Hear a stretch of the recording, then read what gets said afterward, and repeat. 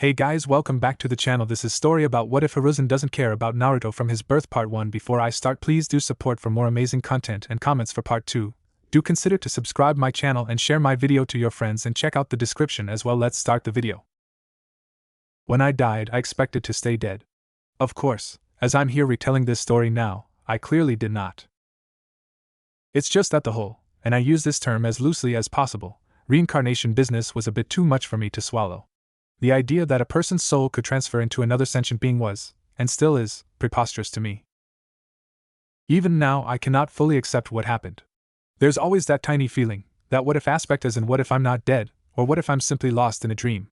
I had a family before, though for the life of me I can't remember who they were. I saw glimpses, little blurs and distant voices that barely anchored me to who I was. I could recall the moments of significance, all the important bits, but the images to fit the descriptions were simply no longer there. Even my name, my first ever possession in my past life, was long forgotten. I was given the name Mai in this life, though often I wonder if I truly am Mai, or if I'm simply a soul that latched on and stole Mai's body.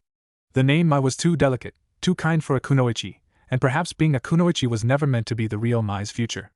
Perhaps if I had never intervened, she would have followed in the path of her mother and become a working girl in Konoha's red light district. It wasn't an uncommon occurrence for a whore's daughter to become a working girl too. Truth be told though, I like to think that I am Mai, just a Mai with memories decades beyond her years. Ignorance, to whether or not I had stolen some poor girl's life, truly was bliss. I'll call this a reincarnation, seeing as I can't grasp a term that can completely fit my situation. After all, usually reincarnations held no memories of a past life that was connected to their new one. I'll spare you the details of my past life, partly because of their irrelevance and partly because I can no longer retell them. My death was the one and only thing I can still bring to mind, and that I still will be able to do decades later. It had been unforgettable, seeing as I had a firework impale me, followed by a rain of blood, guts, and innocuous limbs. Needless to say, many of the attendees had to attend therapy sessions for years after the event. While my death was odd, to say the least, what was odder was the event that followed my untimely demise. I lingered around for a bit, attending my own funeral and scoffing at the strangers who wished they had known me better. And then I disappeared. Not mentally, of course, because if I had ceased existing altogether I wouldn't be able to retell my time of not existing. It was my physical body that faded away, leaving me with nothing but a floating mind. Maybe I was in purgatory, or maybe I was never dead at all. The ideas that come to your head when you're left with no one for company but yourself are strange, to put it lightly. Floating through nothingness affected me, affected my soul even, though I don't like to admit it. I lost things in there, I lost parts of myself in there. You see, the empty space surrounding me was only a physical feeling. What I felt in my mind was far worse. I felt death, in a way. I felt the loss of life from everything around me, a constant draining of the will to live, which was odd when there was nothing around me I could see with my vision. I mourned over my own death for the first few days spent in what I came to call oblivion, but one can only pity themselves for so long before becoming bored. So I thought about other things. I thought about my life, and what I loved and hated. I thought about my siblings and their contrasting personalities. I thought about my life at college and grasped at the images that I could feel slipping away. I spent an eternity in oblivion, or perhaps it was only a few hours. And then I woke up. I'll spare you the details of my birth, seeing as all I would be describing is the sensation of being pushed out of a vagina. It was an odd feeling, being reborn again, but I was indescribably relieved over it. Of course, if I had known what the future had in store for me, I wouldn't have rejoiced so soon. In fact, I would have gladly driven myself to insanity in the god-forsaken place that was oblivion. Of course, either way, my feelings of happiness were quickly squashed when the situation fully sunk in. Being a baby with the mind of an adult was indescribable. It was the uncomfortable temperatures that were too hot or too cold, and the constant coddling that was too much or too little.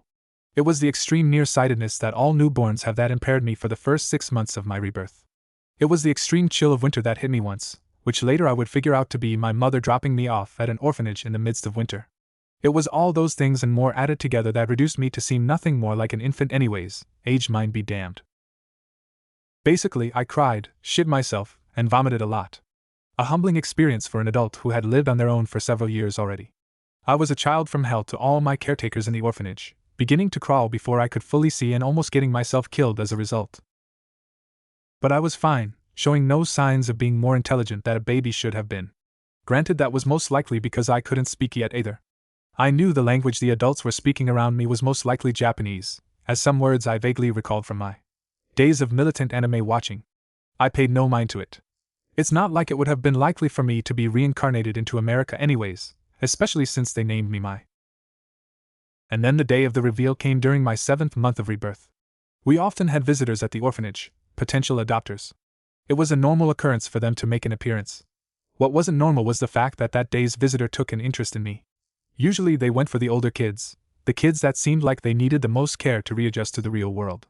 Adopters, shinobi especially, just didn't want a sniffling, crying baby on their hands. The man, I assumed it was man when I saw the short hair, who had singled me out, leaned in closer, closer, and closer, until every detail in his face was crystal clear. It's funny how even now I remember the exact thought that went through my head that fateful day. Oh shit.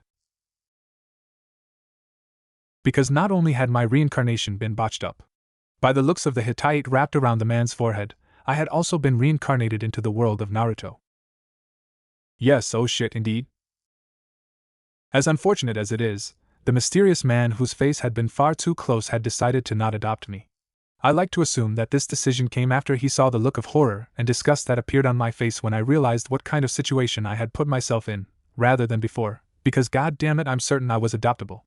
Unfortunately, I rejoiced far too early, as he was only the first of potential, creepy, adopters that would flow through during my life as an orphan. The odd thing about the shinobi world was that normal, friendly civilians adopted older kids less dependent, who could care for themselves if need be. It was the creepy group of suspicious neem that attempted to adopt the smaller kids. If I had to guess why, it'd be mostly because of how malleable young children tended to be. That innocence and that willingness to please the adults were what attracted strange people like Orochimaru and Danzo. Children who were more than happy to do things to find acceptance from their guardians were what brought upon the Root program and Orochimaru's earliest experiments. I suppose that was one of the benefits of having an adult's mind in a child's body.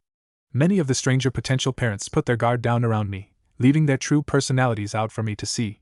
That's what led to my continuation of the well-deserved nickname of Hell Child. Every off-putting adult that visited me was left with numerous bite marks and scratches placed in oddly lethal areas. If I were 10 or 15 years older, it would have been seen as a killing attempt. What I will always regard as the most glorious result of my actions would be the children who followed in my footsteps and bit every adult that they saw too.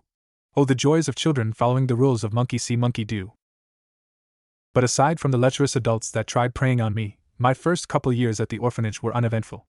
I was someone who craved all knowledge available to me, pestering every caretaker to teach me more kanji, and every genin team who was assigned orphanage duty to tell me about the academy. Orphanage duty was one of the easier D-rank missions that genin were assigned, one that wasn't shown in the manga or anime. I presumed that it was just too boring of a topic to be touched on by the author.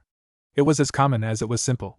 After the influx of orphans that followed the QB attack, many caretakers found themselves overwhelmed, letting me easily blend in the other kids in the orphanage. It made not doing anything too suspicious much more doable.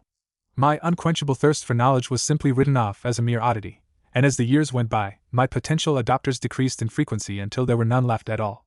I didn't have to worry about saying things that were too intelligent, my stiff tongue having not yet learned how to enunciate complex sentences anyways, and the people I bothered for information would forget me within that same day. Life in the orphanage was easy, though somewhat weird at times. It was strange, being humbled to a level where I had to be potty trained again. It was almost as if fate was trying to crush my confidence in my ability to care for myself. An interesting thing that I found strange about the orphanage was the fact that there were literally no mirrors around. Sure, there were glass cabinets that I often caught glimpses of my reflection in, but no actual mirrors to be seen at all. Of course, me being me, one day I had inquired about this, directing my question towards one of the floundering genin as they attempted to assist in cooking lunch for the kids, causing them to break concentration and almost cut themselves. They had given me an odd look, as if to call me out on my ignorance towards Konoha's history.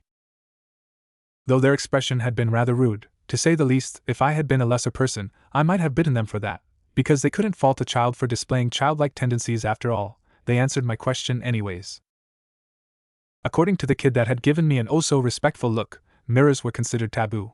Apparently, I had missed the times of extreme suspicion, having been born a little less than a year after the QB attack, long enough for the word to die down.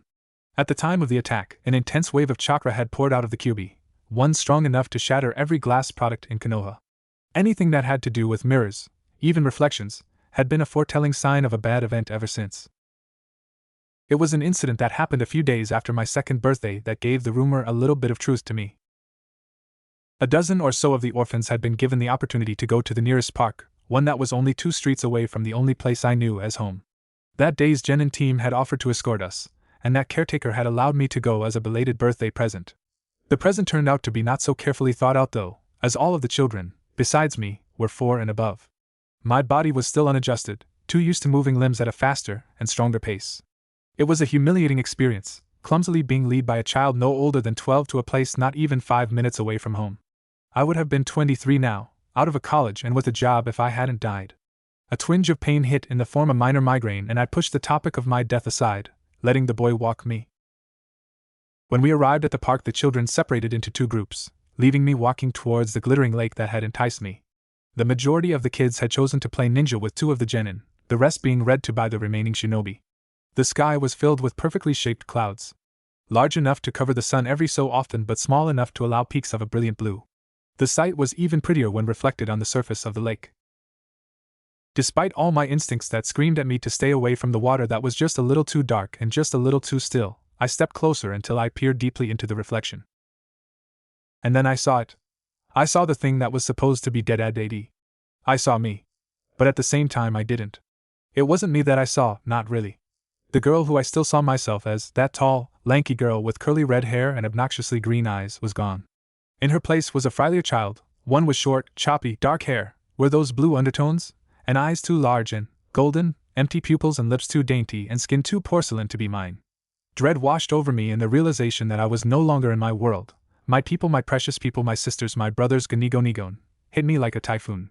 I wasn't sure when my mouth had involuntarily opened or when my vocal cords developed a mind of their own, but suddenly I was screeching obscenities in a language the people around me would never even discover the existence of. And then I had fallen in, my head swiveling around as I was still screaming during my descent into the waters, catching a look of pure terror in the genin's eyes as they ran towards me. I was plunged into the lake, as bone-chilling cold that enveloped my body. I was out cold before I even heard the children calling my name. That day was the first day I had what my close friends would come to call an identity attack.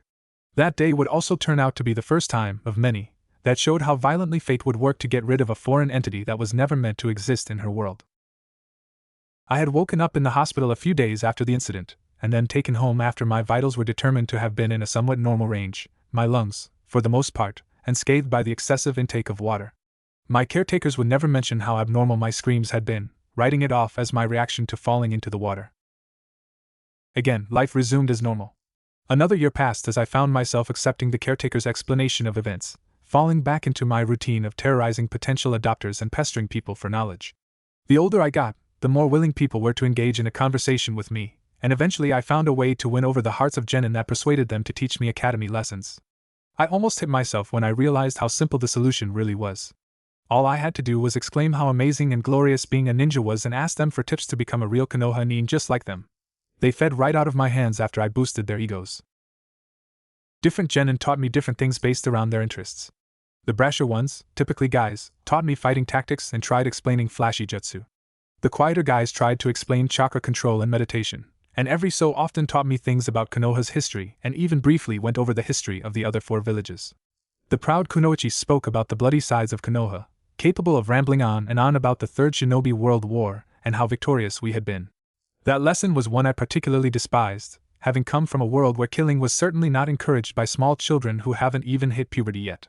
The most calming lessons usually came from the shyer kunoichi, persuaded by the rest of their team to keep me company after 20 or so minutes of begging.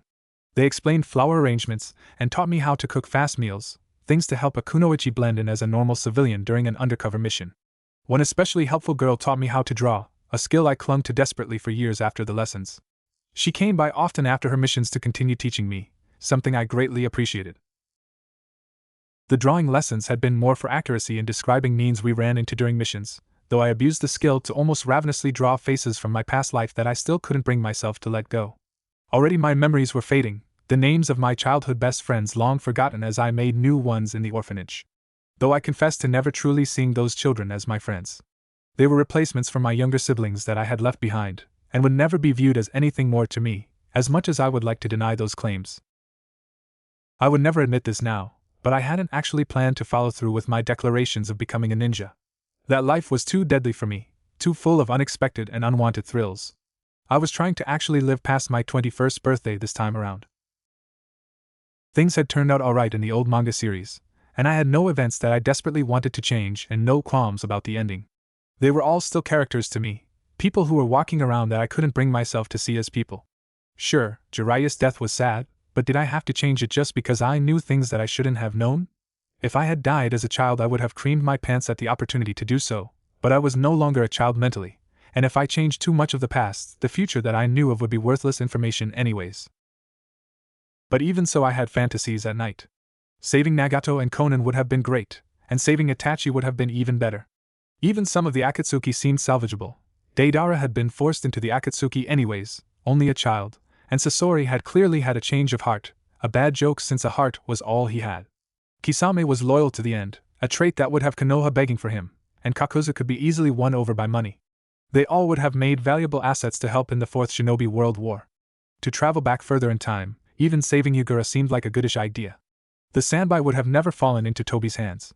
The idea of saving Zabuza and Haku appealed to me too, as they were people who would have been Naruto's pillars in life if they had survived. But in the end, that was all they were, fantasies. Of course, fate has a way of screwing over every plan of action I had.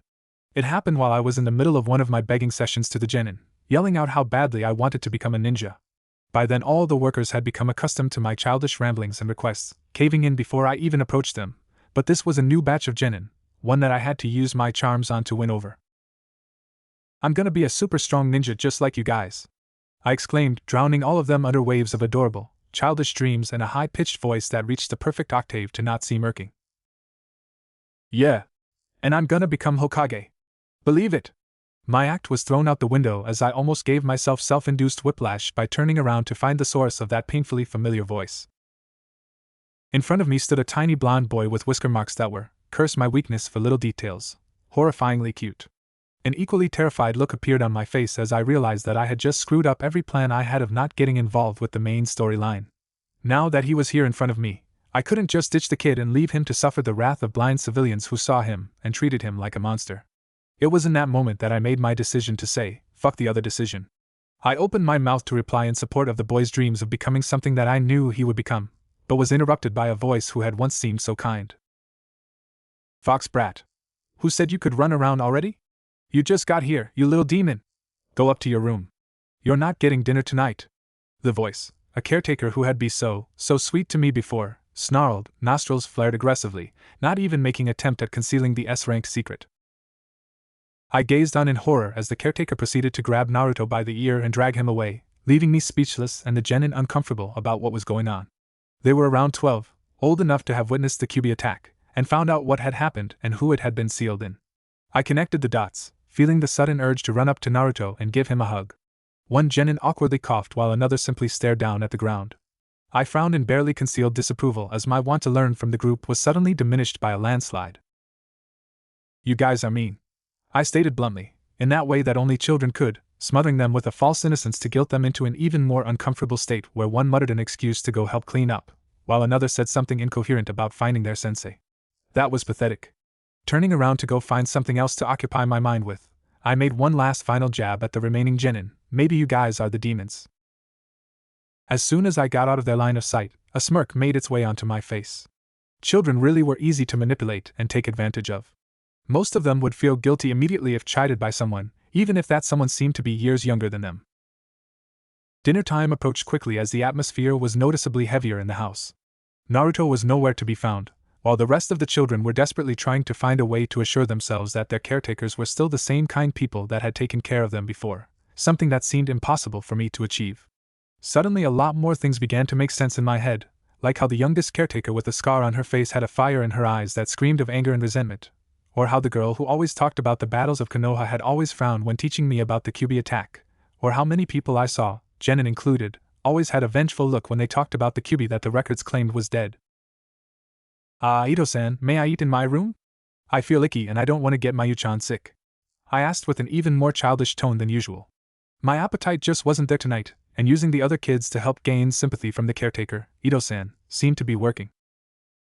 She nodded and I quickly gathered my eating utensils and my bowl of soup and rushed upstairs, trying my hardest not to accidentally spill anything.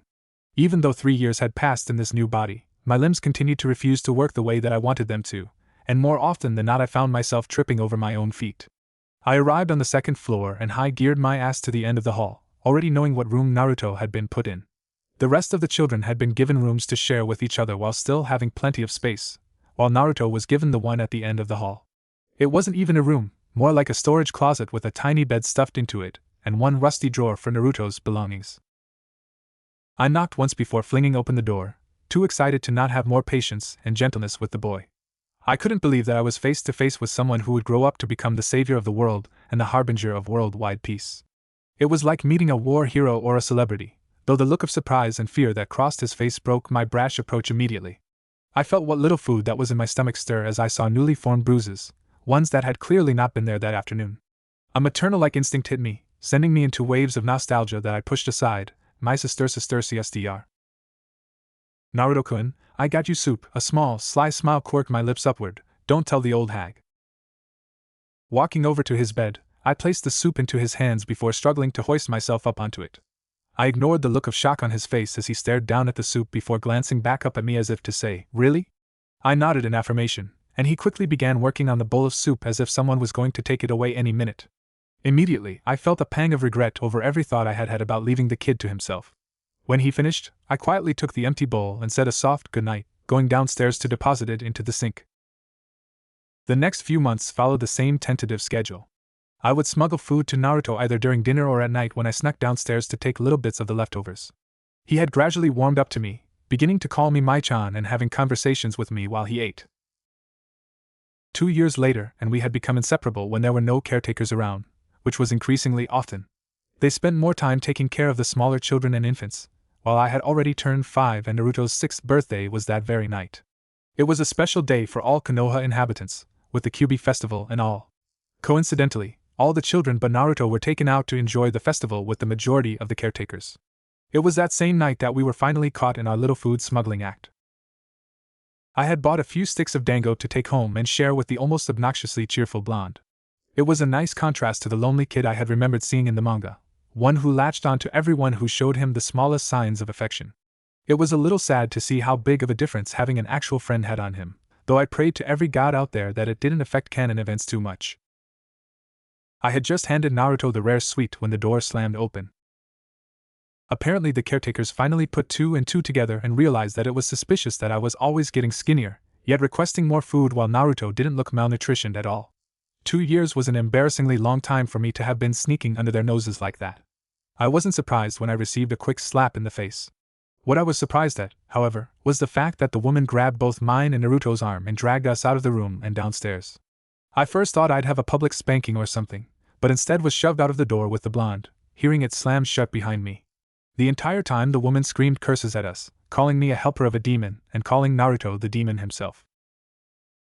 I paled when I realized the true punishment the woman had inflicted on us. If it was any other night, Naruto and I would have been fine, but it was the 6-year anniversary of the Kyuubi's attack, a night where drunk villagers, both civilian and shinobi, sought out revenge in the form of beating a small child. That bitch had signed us both up for a public execution. Last year they had rallied around the orphanage, screaming for Naruto's head on a platter. This year they were pretty much handed him. Naruto. Run. I hissed while I grabbed his arm in a similar manner like the wretched woman had a few seconds ago. So much for being a nice, child-loving caretaker. Mai-chan? He asked, fear evident in his voice. He knew exactly just how much trouble we were both in. Though he was as afraid as I was, he followed my instructions and ran with me, trying to hide in the shadows of things to avoid anyone from noticing, and then, oh shit. Hey. Isn't that the Kyuubi brat? A drunk man slurred, alerting the entire crowd of people who were leaving the festival. And that's when the real shitstorm began. A mob began forming as the people realized what the intoxicated man had just shouted, looking around until their eyes targeted on us.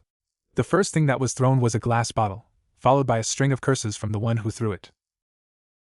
I tugged on Naruto's arm again as we continued to run while being battered by miscellaneous items thrown from the civilians.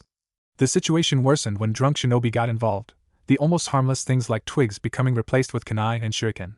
There were no ANBU in sight, and even if they had been immediately requested to help, there was no way they'd get there before more harm was inflicted upon the two of us. One ANBU was no match for a crowd of angry civilians that they had orders not to maim, kill, or injure in any way possible. Naruto! Run faster! I screamed, terror seeping into my tone. Adult or child, both would be petrified with dozens if not hundreds of people chasing after them with the intent to kill. I pulled harder on his arm, pushing my small body to its limit, but a 5-year-old and a 6-year-old could never dream of escaping so many people so easily. The first serious thing that hit me was a kunai, digging into the area a few inches from neck, 4 or 5 inches from my spine. It had probably been meant for Naruto, but I had begun to shove the boy back and forth, trying to help him avoid any projectiles. I bit down a scream as we continued to run, trying to find some sort of adult that would help. I couldn't die here. I couldn't let Naruto die here. If I hadn't given him food, the caretaker would have never kicked us out into a murderous crowd like this, and I wouldn't have the guilt of dragging a young boy to his death on my chest. If he died, who would save Konoha from Gaara? Who would fight Pain off and talk him out of his plans? Who would retrieve Tsunade? Who would marry Hinata and save her from her clan? My! He yelled, stopping his run completely as he noticed the kunai sticking out of my back. More scrapes and scratches covered both of our bodies, a result from the glass that had been carelessly flung and the other sharp objects that had managed to scrape us. We were both panting uncontrollably, my eyes closing as I saw another kunai being flung at Naruto. I understand now what Sasuke had said about his body moving on its own. Naruto and his dreams were something you just naturally wanted to protect after meeting and getting along with him. It was just something so natural to do, jumping in front of sure death for the small boy. I clenched my fists as I waited for the blow to come, but mysteriously it never did. What did come, however, was the sound of metal clanging against metal, followed by a scream of pure agony. Oh. The ANBU are here. My knees buckled from underneath me. Pretending to be asleep was hard enough on its own. Even in a normal situation it was tiresome, trying to convince your eyelids to stop twitching. Pretending to be asleep in a room full of trained trackers was even harder, absurd, actually. I suppose they were pretending to be unaware of my conscious state out of pure respect for my ego, or maybe trying to give me time to rest after taking a kunai to the back. To my right was the familiar, warm feeling of Naruto's chakra. I assumed he noticed my spike in chakra when I woke up due to the fact that he memorized what my own signature felt like after the first dozen or so times I fed him. Him recognizing who was and wasn't me made it a lot easier for us to sneak food around and not accidentally slip up and say something around the caretakers. His chakra was steady, omitting just as much as it usually did, letting me know that he got out of the mob unscathed. I would have breathed a sigh of relief if I wasn't still trying to pretend to be asleep. To my left was the same chakra signature from the ANBU who had jumped in, though it struck me as rather odd for the man to stay even after we were safe. Then again, the glaringly potent chakra signature in front of me sort of told me exactly why the ANBU was still there. The Hokage always needed a personal guard, after all. If I didn't know Naruto's little secret, I'd be completely bewildered over why someone so important would watch over two measly kids who got the shit beaten out of them. Contemplating on whether I should just open my eyes, Naruto's loud voice made that decision for me. "We know that you're awake, Baka-chan." A nye sound came from the energetic blonde, leading me to picture him sticking his tongue out at me. What a brat. I groaned as I forced myself to sit up, drearily opening my eyes. I felt like complete shit, though I guess being stabbed could give someone that effect. The sun shined through the windows, giving me sign of it being the morning after that rather unpleasant attack. I blinked tiredly, trying to clear up my vision when I noticed something odd. The ANBU sitting to my left didn't have his mask on. I swear I almost shit myself right then and there as I realized who I had just made eye contact with. Shursui Uchiha himself, future would-be savior of the Uchiha clan, if he hadn't been ambushed by a certain power-hungry idiot, was sitting beside my bed. His eyes lit up with a mischievous glint, showing the world his true light-hearted self. I couldn't tell if it was because he simply sucked at concealing his feeling, unlikely, considering he was an ANBU, or if he was just trying to get me to let my guard down. A conflicted decision between screaming or crying fought in my head before I compromised with a gasp and a whimper. Befriending Naruto had already been too much of a risk. Now I was sitting in front of two of the few men who had strongly influenced the future that Naruto had helped sculpt. I seemed to be on a roll with messing serious shit up. One slip-up could mean the end of the peaceful ending the blonde had worked so hard to achieve. The Hokage chuckled at my reaction, while Shursui looked completely taken aback. He had probably been expecting confusion, not fear. I guess even the Uchiha had problems reading people sometimes. "I didn't know you had a hobby of scaring children, Shursui-kun. What did you do to this one? Get her involved with one of you and Itachi's dango eating competitions?" The third had a teasing smile on his face as Naruto scrunched his own up, trying to figure out the situation. "What? Me?" Shursui faked a confused look. "You know all the dango stands in Konoha have banned both of us from entering at the same time." "Gigi, why are you talking about dango stands, Databayo?" I thought Mai-chan was Inca and Kappa. Naruto struggled to pronounce the word, making a face that seemed in between angry and or constipated. Even at the age of 6 his tongue still felt uncomfortable and foreign when pronouncing things with more than 3 syllables. Incapacitated, Naruto-kun. An amused smile lingered on the third's lips. I figured that at this point, he didn't bother to try to correct Naruto's informal way of addressing him, and judging by what Naruto called him in canon, he never bothered to try to change it later on either. That or Naruto was just stubborn as a mule, which was very true. Yeah. That word. Naruto still looked genuinely concerned at their disregard for my situation, and I couldn't help but let a laugh betray my solemn mood. Only he could distract me from the fact that I might have irreparably fucked up the entire world's future. The Hokage acknowledged my laugh with a nod, making me flush in embarrassment. Laughing at one of his most favored people could put a damper on our friendship. Well, there's really no reason to keep her here any longer. The medic Nin already healed up your wound, Mai-chan, and you came in here with no wounds at all, Naruto-kun.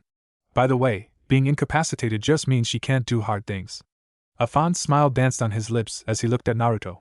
It would have been a sweet moment if I hadn't had to question whether or not the smile was for Naruto or Naruto's father. That was yet another situation I didn't need to get myself into. Really? Thank Kami. I hate hospitals, Databeo. The third laughed wholeheartedly, moving to put his hand on Naruto's head to signal that they still weren't done speaking. He's got a point, Hokage-sama. Shursui snickered at Naruto's distaste for the sterile, white rooms that he later ended up in more often than not. Maybe a dislike for hospitals was a ninja thing? I didn't mind the rooms too much. They reminded me of something safe, clean. You're 6 as of yesterday, right, Naruto? Sarutobi spoke softly, but now there was something off at the way he manipulated his tone at the blonde boy, as if he was trying to coerce him into doing something. I'm gonna become Hokage in a few years now, believe it, he replied proudly, puffing his chest out a bit. God, that boy was unintentionally adorable sometimes. Naruto-kun, you can't become Hokage without becoming a genin first, you know. The third smile got larger. The classes at the academy start in a few days. Would you like to go? If I had eaten the stick of dango from earlier, it would have all been thrown up by then. I suddenly felt sick to the core. I wanted to scream at the man, telling him, no, Naruto would not like to go. Please allow us to live our lives peacefully. Sure, Naruto would have done it anyways, but he was still too young to understand what being a ninja really entailed. Sarutobi was emotionally extorting Naruto's childish dreams to turn him into a powerful asset for Konoha. It was manipulation at its finest form. Eh? Really? Naruto exclaimed, confirming my worst fears before he took an unexpected pause. Okay. But only if Mai-chan goes with me. She's always wanted to be a ninja too. Oh shit. Naruto still remembered what I said the first time we met. I was touched, really I was. The fact that I had made such an impression in him was something good, but I certainly did not intend to actually become a ninja when I had only said those words to convince the genin caretakers to help me get rid of my boredom. I hadn't actually wanted to get into a life that was so dangerous and hazardous. Considering how many near-death experiences I've had, I'd end up dead before my second mission. And no, Naruto-kun. It's fine, really. I don't need to become a ninja. A forced smile made its way to my face, but somehow Naruto seemed to misinterpret that in the worst was possible too. GG. Mai-chan's just being shy, Databeo. Please can she go with me? Please? He begged, putting on the most innocent and pleading face possible as he stared at the third. Sarutobi seemed to regard it as something amusing and shook his head in disbelief at how much Naruto was begging. Naruto had never been one to actually ask for something. Alright, he replied, giving me no room to decline any further. Naruto whooped in joy while Sarutobi turned to me. Welcome back to the world of the living, Mai-chan. I already have Naruto-kun's information to fill out for the application, but I don't know yours. Your full name? He asked. My line of sight avoided direct contact with his as I tried to think of a normal way to tell him that I didn't have a last name without giving away that I was a whore's daughter. Civilian children rarely had mothers who gave birth without knowing the last name of the father. This conversation was embarrassing no matter how many times I've had to repeat it. I don't have one. I settled for the blunt yet innocent way to state it. Maybe if he thought I didn't know about my heritage, he just wouldn't bring it up. I see. His eyebrows furrowed. Your age then? 5. The questions didn't seem too intruding yet. A year younger than Naruto-kun. That's a good enough age to enter the academy. Shursui-kun, maybe it's my own age at work here, but I seem to have forgotten what exactly the application asks for. Can you ask Mai-chan? The Uchiha took over Sarutobi's interrogation by request and took a second to think over what he had once filled out on a sheet. Your address? Or can I just assume you live in the same place as Naruto-kun? I blinked at the question. Had the Hokage not known how Naruto and I ended in the way of the mob? Had he just assumed we were both idiots who stepped outside to celebrate the festival with our fellow Konohans? It was almost insulting. We don't have one anymore. The mean lady kicked us out. That's why we were with the bad people. I tried to phrase it in a childlike way, but even if I hadn't, I doubt neither the Hokage or Shursui would notice. They would have been too preoccupied with comprehending what I said, considering how dark their faces seemed to get when I revealed the information. I see. I'll talk to Mitsuki-san, the Sandaime said grimly, nodding towards Shursui. For some reason, I doubted he really intended to have a pleasant chat with the woman. Ha! Karma struck again. The woman deserved whatever she was going to get. That was her name? Naruto asked incredulously. Huh. I hadn't known her name either, and I had been there even longer than him. Gigi. Where are we staying? I don't want to go back, told the old lady. She never gives me food. I winced at Naruto's last sentence. We seemed to be digging Natsuki a deeper grave with each word we spoke. The Hokage opened his mouth to speak, but was interrupted. They can stay at my old apartment, the one outside of the Uchiha compound. I can keep an eye on them there. Shursui gave his input before the Hokage got the chance to give his suggestions, giving the third a sheepish smile at his mild offense of disrespect. I breathed a sigh of relief. At least this way, Naruto and I wouldn't end up living with the Hokage, or worse, living on our own. I could barely give him enough food at the orphanage. It was odd though. Shursui had an apartment of his own. He couldn't have been more than 15. I hadn't lived on my own until I was 18 in my past life. My relief was short-lived though, as I realized that living with one Uchiha was the same as living with them all. With every action I made, it seemed the storyline would only end up more and more skewed. That would be acceptable. Shursui-kin, do you mind sponsoring the two in the academy too? The council won't let me sponsor any students on my own. They're trying to argue that it's biased of me. Sarutobi scoffed. Sure. I can do that. Should I take them to the apartment now? He asked. The two hadn't glanced at Naruto and I at all during the transaction, giving us no say in what they were going to do with our own lives. If I had been a little less sane and a little more daring, I might have tried to protest against the two S-class needs. Unfortunately, I was neither. That would be preferable. I'll go down and sign the two out. Sarutobi finally turned back towards Naruto and I. Naruto, I hope you behave for Shursui-kun, and Mai-chan, please continue taking care of Naruto. He got up and shunted out, leaving a trail of swirling leaves behind while Naruto visibly tensed to my right. The Uchiha turned towards us with a playful smile on his face, somehow getting Naruto to put his guard down.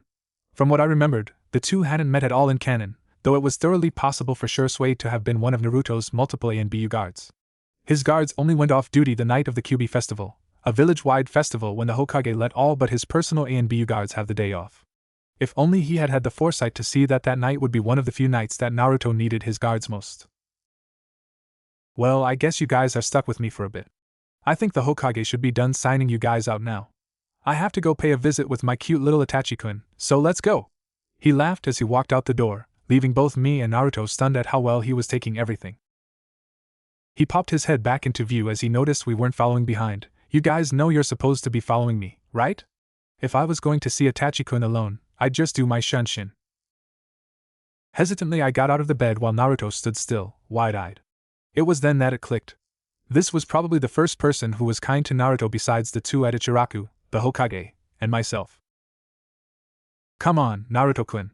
I grabbed his wrist and tugged after the direction Shursui went in, pushing aside my disbelief at how smoothly everything had gone and how willingly I was walking towards a guy who'd end up dead in the next year.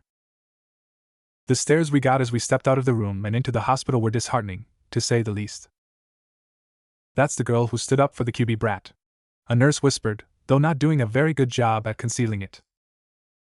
Why isn't Uchiha with the demon? Weren't they the ones who released the thing in the first place? Another one hissed back, glaring daggers at the entire group. Shursui reached out and placed one hand on my head and the other on Naruto's, separating us as he began to walk between us. He gave a pleasant smile towards the gossiping nurses, shutting them up completely. I had never been more grateful for Naruto's lack of ability to connect the dots on the people calling him the Kyuubi. If he had figured it out, it would have been easy for him to search up what a Jinchuriki is, and that was something that would most certainly break the poor boy. We silently made our way down the steps towards the checkout, not bothering to acknowledge the accumulated stares we got.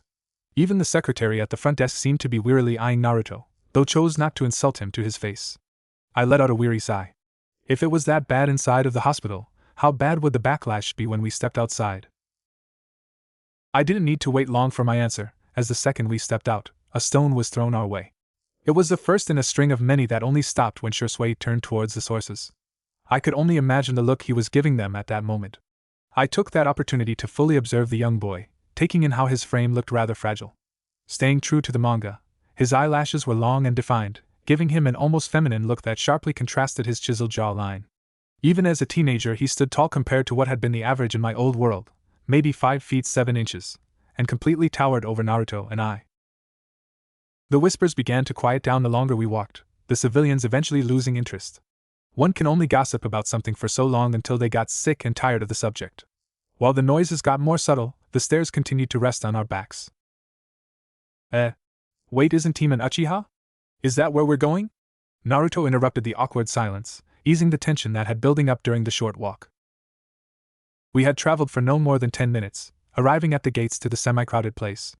There were various businesses in the district, a lot of them being run by the elderly.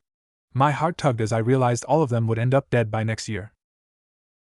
If you're talking about my cute little cousin, Sasuke-kun, then yes. Shursui chirped happily as we began to walk through the district. Shursui! A high-pitched, childish voice exclaimed, causing me to freeze in my spot. Oh shit. Oh shit. That was a voice that only belonged to one child in the anime. I turned my head around before looking downwards to see the little kid running towards us. Lo and behold, a younger, happier Sasuke Uchiha was rushing directly at us, eyes set on the older Uchiha. I almost ran away from the scene myself when I realized how much more I could screw over everyone if I met the entire main cast and became a notable presence in their life. Was fate not done forcing me into these situations yet? I quickly recollected myself, turning to glance at Shursui's reaction and being surprised by the small hint of sadness on his face. For a second I was confused, not understanding why anyone would be saddened by a small child being so elated at seeing them. Oh yeah? The coup. Yeah, knowing that the aforementioned kid in front of you might end up dead did put a downer on things. I averted my gaze towards Naruto, who had begun to scowl at Sasuke. Had their rivalry already begun? Sasuke-kun, I haven't seen you in a week. Have you seen Itachi-kun? Shursui seemed to force a laugh as he bent down and caught Sasuke. Sasuke was visibly upset at the mention of Itachi's name. Ni-san just finished talking to Oka-san and Tu-san. He said he would teach me about kunai today, but he didn't take me to the training grounds yet. Sasuke whined, frowning while Shursui put on a thoughtful look. Is that so? Let's go find your Ni-san and make him train with us then. Shursui playfully suggested, instantly cheering Sasuke up. Were all these kids just incredibly cute? There's no need for that. A monotonous voice came from behind us, startling everyone but Shursui. Naruto jumped as I whimpered at the person intruding our conversation. I didn't even need to turn around to know who the person was. Sasuke's reaction was enough of a giveaway. He jumped out of Shursui's arms and ran towards the source, a large smile on his face. That's Team's brother? Naruto half whispered, half yelled as he caught sight of him. I nodded and winced as I reluctantly turned around. In a span of an hour I had already met 4 more people who were key characters to the show. One more and I might have had a heart attack right there and then. In front of me stood none other than Itachi Uchiha. While he had ended up being one of the better people in the end, the fact that he still murdered most of his family stuck with me. I'm sure he was a nice guy, though not completely sane. No one with even the smallest amount of sanity would immediately decide that fucking up their little brother's brain was better than taking the time to make his brother as well adjusted as possible. As much of a genius as he was noted to be, his plan had been flawed through and through. My heart decided to warm up to him though, as he affectionately poked Sasuke's forehead before the boy could make full contact with him. While Sasuke looked incredibly annoyed, Shursui and Itachi just laughed fondly. If the massacre was set to happen sometime next year, then the Itachi in front of me couldn't have been older than 12. His personality now starkly contrasted the cold, distant one he seemed to have while in the Akatsuki. It was a pity that someone who seemed to have been thought of as gentle and loyal had to live through life sacrificing all that he had for the sake of others. It was then that I noticed Naruto's unusual silence. Another pang of sympathy hit my heart as I realized he was probably feeling the bitter feelings of jealousy for the first time. All throughout his life he had been denied any sort of family, and now there they were flaunting their familial bond in front of him. I reached out to gently touch his arm, giving him a soft smile. Good thing I have you as a brother, Naruto-kun. Why yeah. And you're like my sister too, Mai-chan. He stuttered out of shock, though recovered enough to reply back properly. I grinned at him, not noticing the odd look that the older teens there began giving me. And who's this? Itachi questioned, making eye contact with me before I could look away.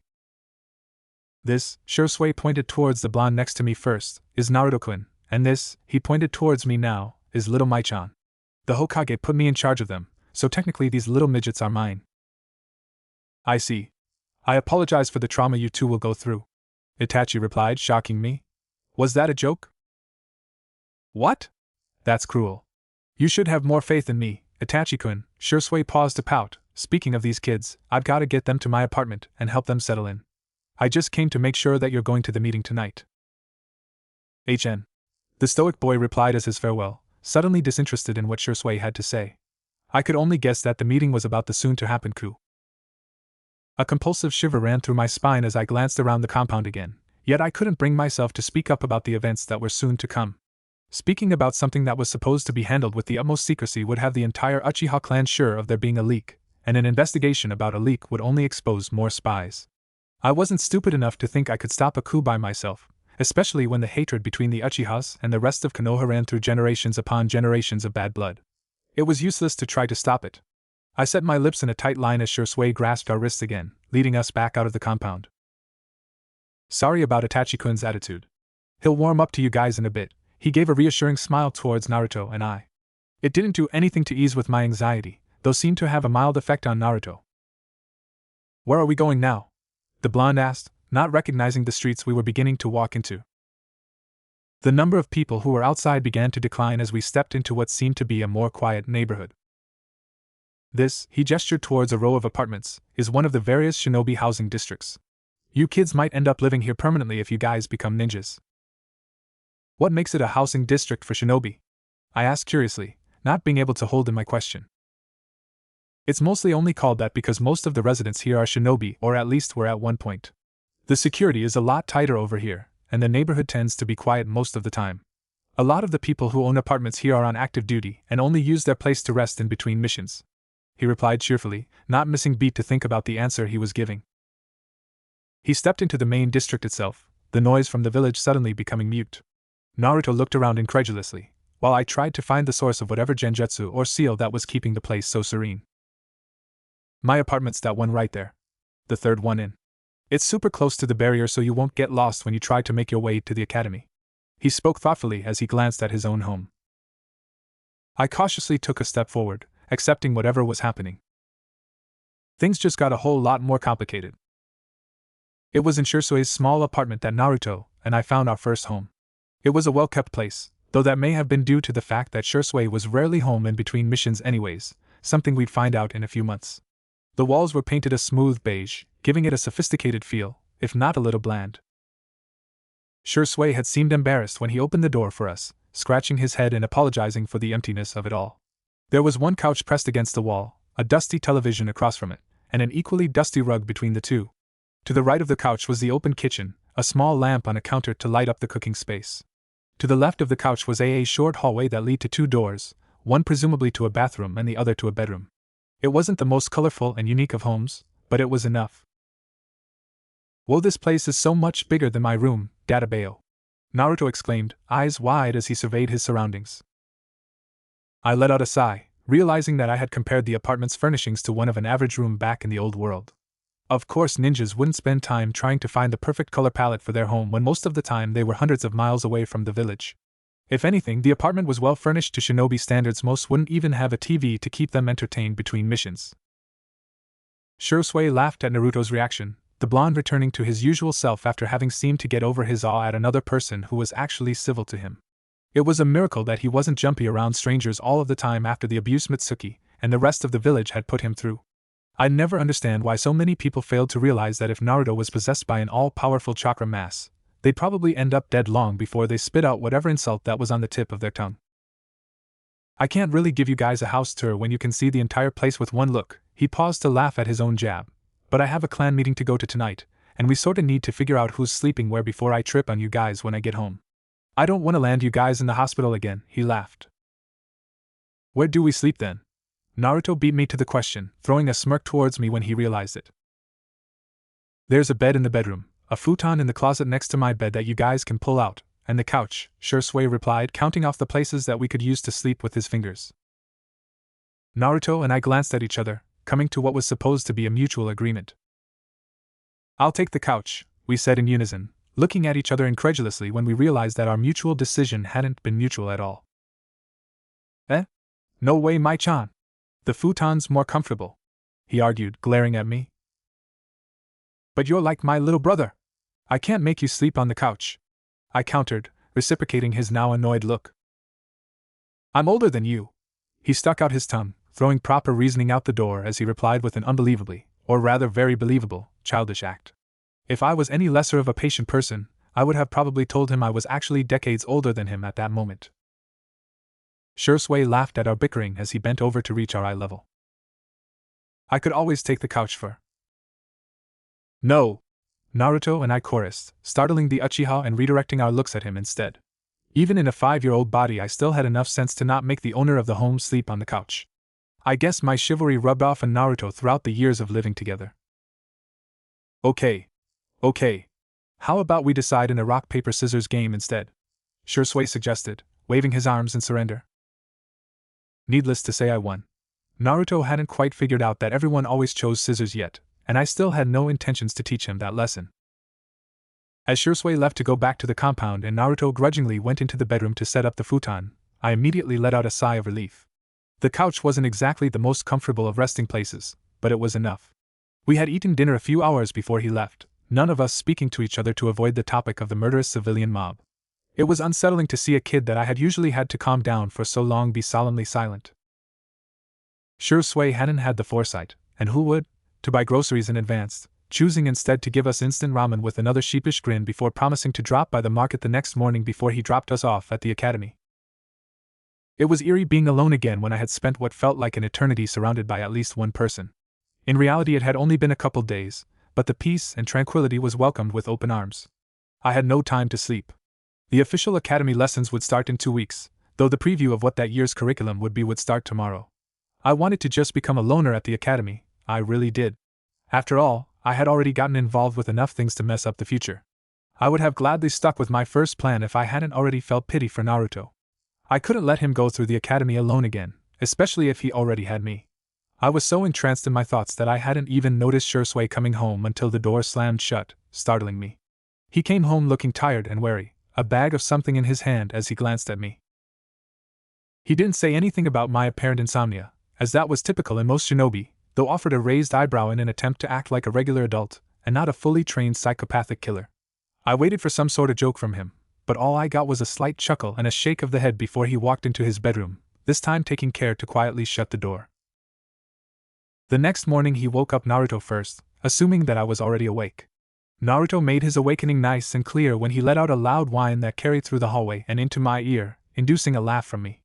Waking him up had been a chore the caretakers had always asked me to do, knowing that I was one of the few patient enough to not choke him to shut him up. His wake-up wail was something that made a cat's yowl seem like a singing angel. His morning cry got a startled shriek from Shursui, doubling the amount of laughter that was already coming from me. Mai-chan! Why didn't you tell me about that? Shursui exclaimed, faking outrage. Sorry, I replied back with a half-hearted apology. Yeah? And I even stopped by the orphanage to pick up your guys' clothes for today. Ungrateful brats, he muttered playfully, shaking his head in disapproval. That had surprised me, though it did explain the bag that he had been carrying the night before. It was incredibly thoughtful of him to have taken the initiative to grab our stuff without us having to be there. Though later in life I would entertain myself with thinking of scenarios that could have happened if Naruto and I had gone. You're like 15. You're only, Naruto paused to calculate the difference in age, 9 years older than me. You can't call me a brat, Naruto protested in utter disbelief at his comment. 15 and ANBU. You're 6 and going to the academy orientation, he said flatly, grabbing the bag of clothing and tossing the boy's signature orange jacket to him. Naruto huffed before brightening up at the mention of the academy, grabbing his jacket and throwing it on immediately. Come on, Mai-chan! Hurry up! We have to go to the academy today! Naruto exclaimed excitedly, grabbing my arm and dragging me towards the bag of clothing to hurry up my process of getting ready. I almost snorted in disbelief. Naruto had always been the one who took forever to get ready, and yet he was the one trying to hurry me up. I didn't even get a say in whether or not I wanted to become a shinobi for the damn village. I would be lying if I said that I hadn't thought about how much simpler it would have been for me to be reborn in Suna. Then again, if I had been reborn in Suna, fate might have pushed me towards Gaara anyways, and I'd end up dead before anything. Fine, I replied reluctantly, resigning to my eventual demise, whether it be due to me being killed in a battle or having an aneurysm from the stress. I grabbed the bag and pulled out the first piece of fabric my hands touched. There wasn't really much diversity in my clothing in the first place, though the one I chose was interesting, to say the least. It had been a kimono anonymously given to me a few years after I began to look after Naruto. It would have been useless in any other setting outside of diplomatic reasons, and even then it was too plain for serious matters, so I had asked one of the kunoichis to help me tailor it to something more wearable. Now it was a much shorter kimono, reaching mid-thigh area. The fabric was a light pink color, durable as most clothing was in the shinobi world. Navy blue strips of fabric outlined the sleeves and the collar, giving it a more complex appearance. I put my hand in the bag again while both Naruto and Shisui looked away, embarrassed at seeing me shift through female-oriented clothing. It was odd seeing people who would grow up to be so powerful be flustered at something so trivial to me. I chose not to laugh at their discomfort, and simply pulled out short leggings that cut off at a couple inches above the knee and socks that cut off a few inches below the knee. After both Naruto and I were changed, though it was more me than Naruto, since all he had to do was throw on his jacket, we headed off to the academy, Naruto skipping happily while I grimaced at all the possible outcomes of the day. I could either let Naruto continue on the path that had originally been chosen and have him hate me for abandoning him with the hateful glares of the villagers and his fellow classmates, but know that everything would turn out all right, or I could help him integrate himself into a new friendship circle and greatly better his life at the academy. Yet at the same time possibly disrupting the lessons that he was supposed to learn about socializing with others and through that mess up the situation even more. I sighed, earning a questioning look from the older Uchiha, but chose not to elaborate on why I seemed so tired at the beginning of the day. It was obvious the only option I could choose was to help Naruto befriend everyone. I wasn't cruel enough to knowingly let him suffer for years to come when I know exactly how to stop it, and who to get him to associate with. As we arrived at the academy, I realized one thing. This was going to be a really long day. The first person who greeted us at the academy was, strangely enough, Sasuke, though he did seem to do so quite reluctantly. Oniai-san and Shisui-san told me to stay with you guys for today, he half-whined, giving a pout that'd give the cuteness factor of Naruto's whiskers a run for their money. Hello? I'm Mai, and this is Naruto-kun, I stuttered, not able to conceal the fact that I was scared shitless of messing up the timeline. I already met the dobe, and I saw you yesterday, but nice to meet you, Mai-chan. He awkwardly stuck out a hand for me to shake, and blushed as I did so. I couldn't contain myself. I giggled at the uncharacteristically flustered Uchiha boy. Maybe this wasn't so scary after all. What's so funny? Before I could answer, Naruto interjected. Don't call me Dobe, team. He scowled at the now glowering boy. Don't call me Team Dobe, Sasuke repeated. Kids, please come to the front of the building. We're about to start orientation, a voice announced, immediately catching the attention of the two bickering boys. One glance was all it took for the two of them to come to a mutual understanding, and before I could even comprehend what was going on, the two took off in a race towards the voice. For a pair of kids who claimed to despise each other, they really were on the same wavelength. I, on the other hand, chose to preserve my energy and walk at a leisurely pace. You think running is too troublesome too? A voice behind me commented, startling me. The drawling way the words were spoken made it fairly obvious who I'd see when I turned around, and so, while throwing away every sense of self-preservation I had left, plastered a grin on my face and turned to face Shikamaru. Yep. Naruto-kun has way too much energy for me to keep up with, I said the words fondly, seeing a glimpse of the orange-clad boy off in the distance. You can say that again. Shikamaru! They're giving out chips to everyone who's lining up. Let's go! Another voice entered the conversation. Only one person would get that excited over a small bag of food that wouldn't even sustain a person for more than a few minutes. It seemed that fate really wanted me to run into everyone all at once. Wait, can I come with you guys?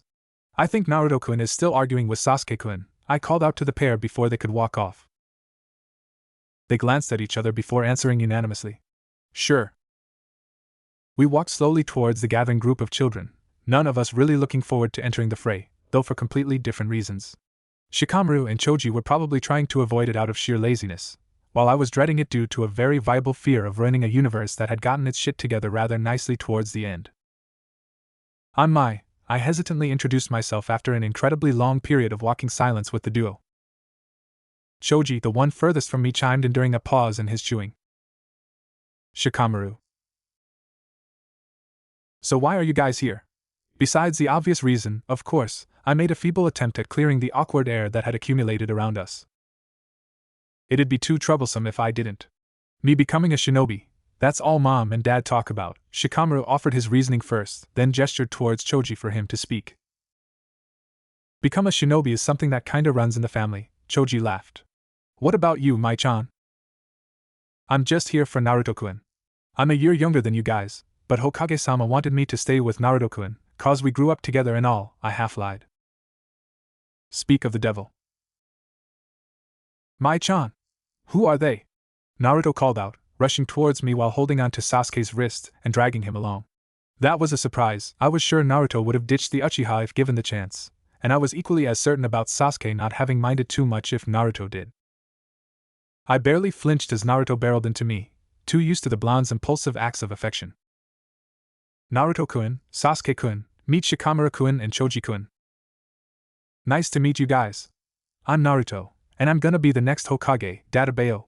He shot a wide grin at the two newcomers to our quickly growing group, elated at the prospect of finally having friends around his own age.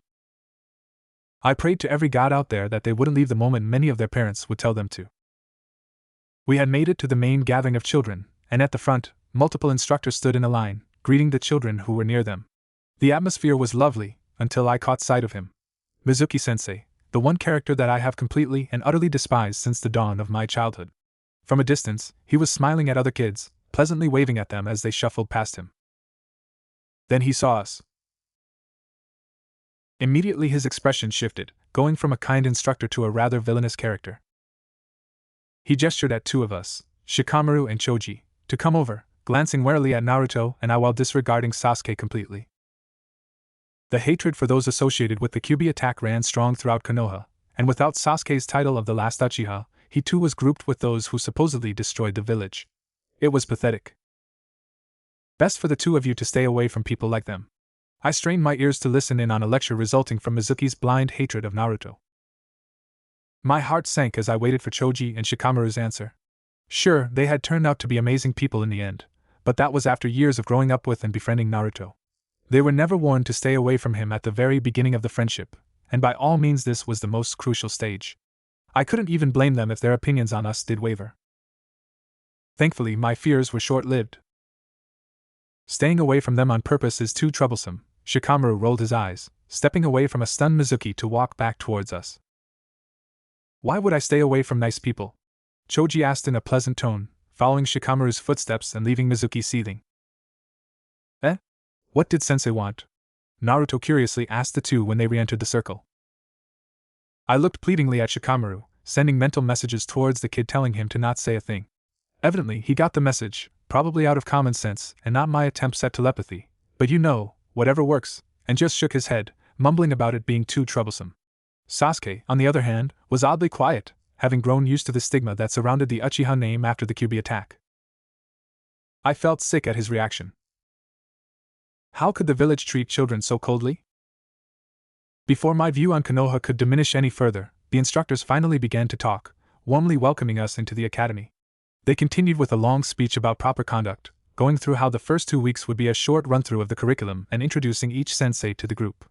Already I could make out the original rookie 9, Sakura and Ino gazing at our group, specifically Sasuke, from a distance, while Hinata, Kiba, and Shino made up their own small cluster. Every once in a while, Hinata's gaze would drift to Naruto before she'd blush and snap back to whatever conversation she was having.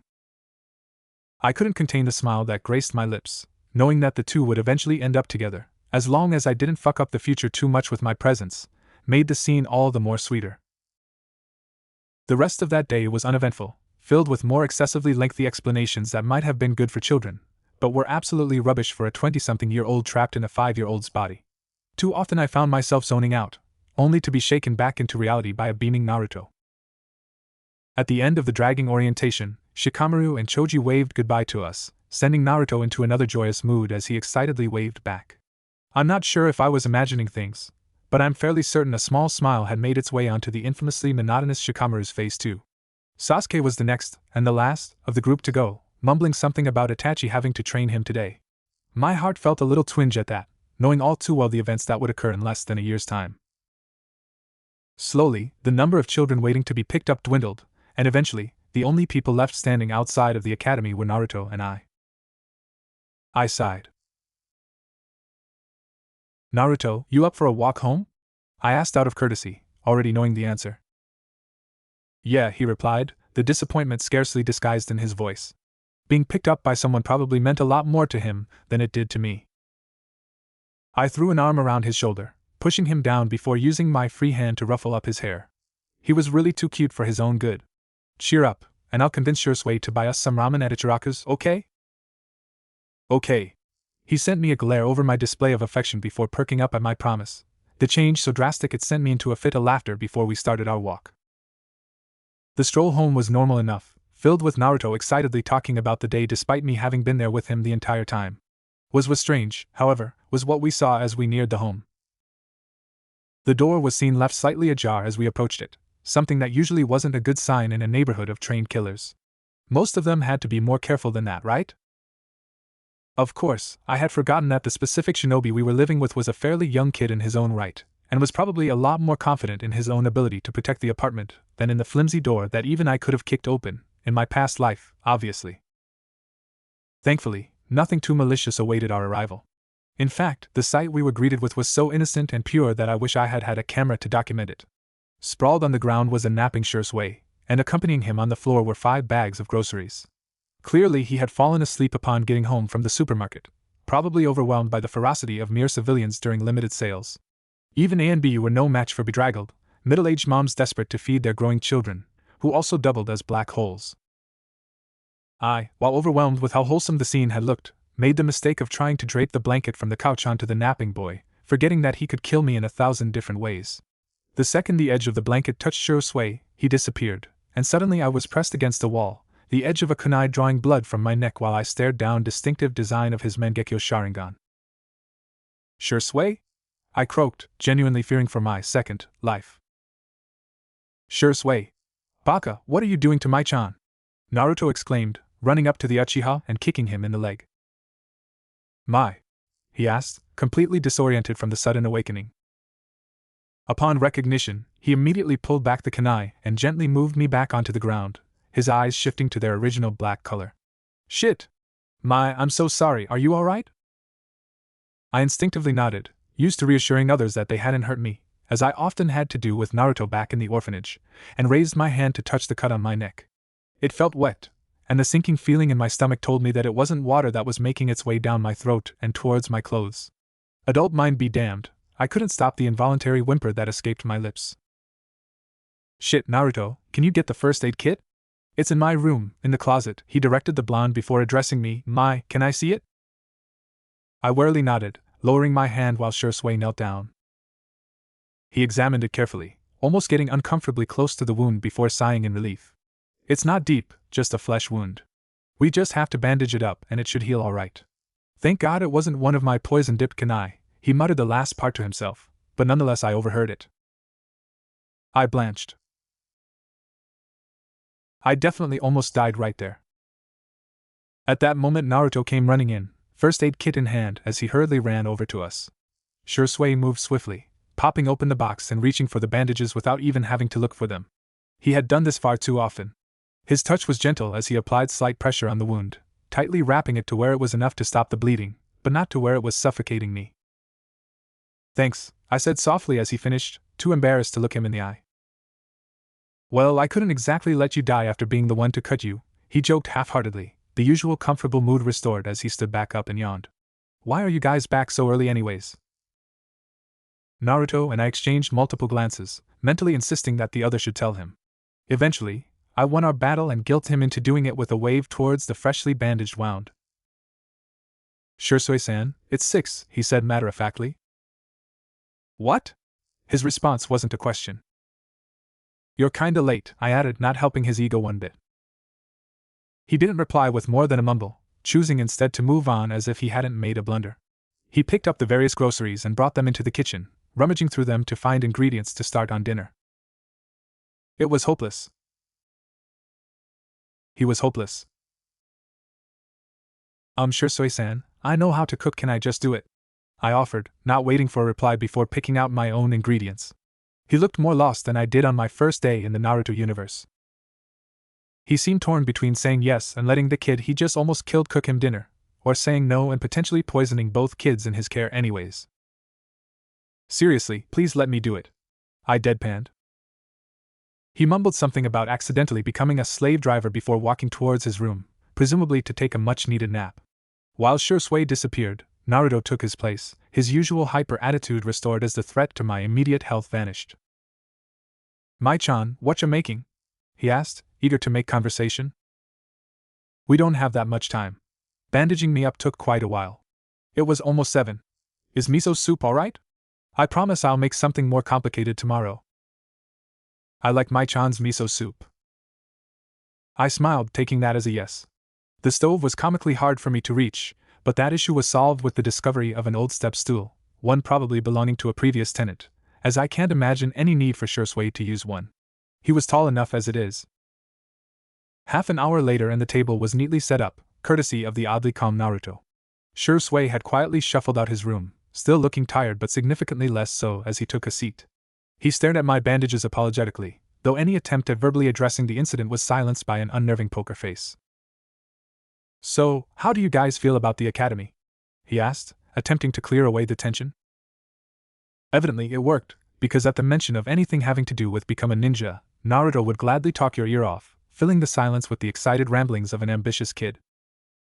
Sitting there, eating warm soup and listening to the kid talk and seeing Shursui attentively listen, I realized it. I couldn't let Shursui die. Despite my sudden resolve towards keeping the only pure-hearted adult around us alive, not much changed for the remaining weekend 4 days of orientation. Sakura, Ino, and Hinata continued to stare at their respective crushes, the first two bickering about it every once in a while the latter would shyly try to play it off whenever she was caught. Shikamaru and Choji stuck with us, keeping up their cold attitudes towards Mizuki-sensei whenever he neared the group. It was quite endearing to see them standing up to the needless exile that Naruto and Sasuke were consistently subjected to. Shursui kept up the apologetic glances, never arriving late to pick us up again, much to Naruto's delight. Then the ripples in the timeline started to form. It happened during our first real day at the academy, what possibly may have been the biggest blunder of all my multidimension traveling career, though I didn't know it at the time, and would not see the consequences of my actions for years to come. Having been seated randomly as we had walked in, I found myself separated from our roughly stitched-together group. For a second I was saddened by the lack of the boys' chatter in my ear, but fate, of course, did not disappoint with my new seat neighbors. Before I could even fully take in my surroundings, the ever-so-shy Hyuga Eris sat in the chair next to me, seemingly conflicted on whether or not she should start a conversation. Hello, Mai-san, she chose to greet me nervously, eyes flitting over to Naruto. Hi, Hinata-chan. I said hello back, using the fake grin I had grown so accustomed to throwing onto my face whenever I entered a compromising situation. Getting acquainted with the entire Rookie 9 seemed like a bad idea any way you cut it, but it was a bit too late to go back at that point, thus the faux smile had become one of the more common faces I adorned. She responded to my inviting expression with a faint blush before turning back towards the front of the classroom, Irika-sensei having stepped inside. I'm glad to see you all stuck around after orientation, he commented in good fashion, scanning over the group of kids who had been placed in his class. Upon seeing Naruto, our eyes simultaneously narrowed, his at Naruto's presence, and mine at his barely concealed negative reaction towards the boy. I had forgotten that even the kind Irika-sensei had once regarded Naruto with animosity. Thankfully, he still had enough of a conscience to not verbally state his disdain for the boy's existence, opting to continue his lesson instead. I'm sure we already talked your ear off over the past 2 weeks, so we'll just get right into the lesson. He paused to laugh at his own quip towards himself and academy. Can anyone here tell me what chakra is? Immediately, the clan kids raised their hands, followed by a vague hand gesture from me. Unfortunately, Irika-sensei was the type to choose students who seemed hesitant to answer.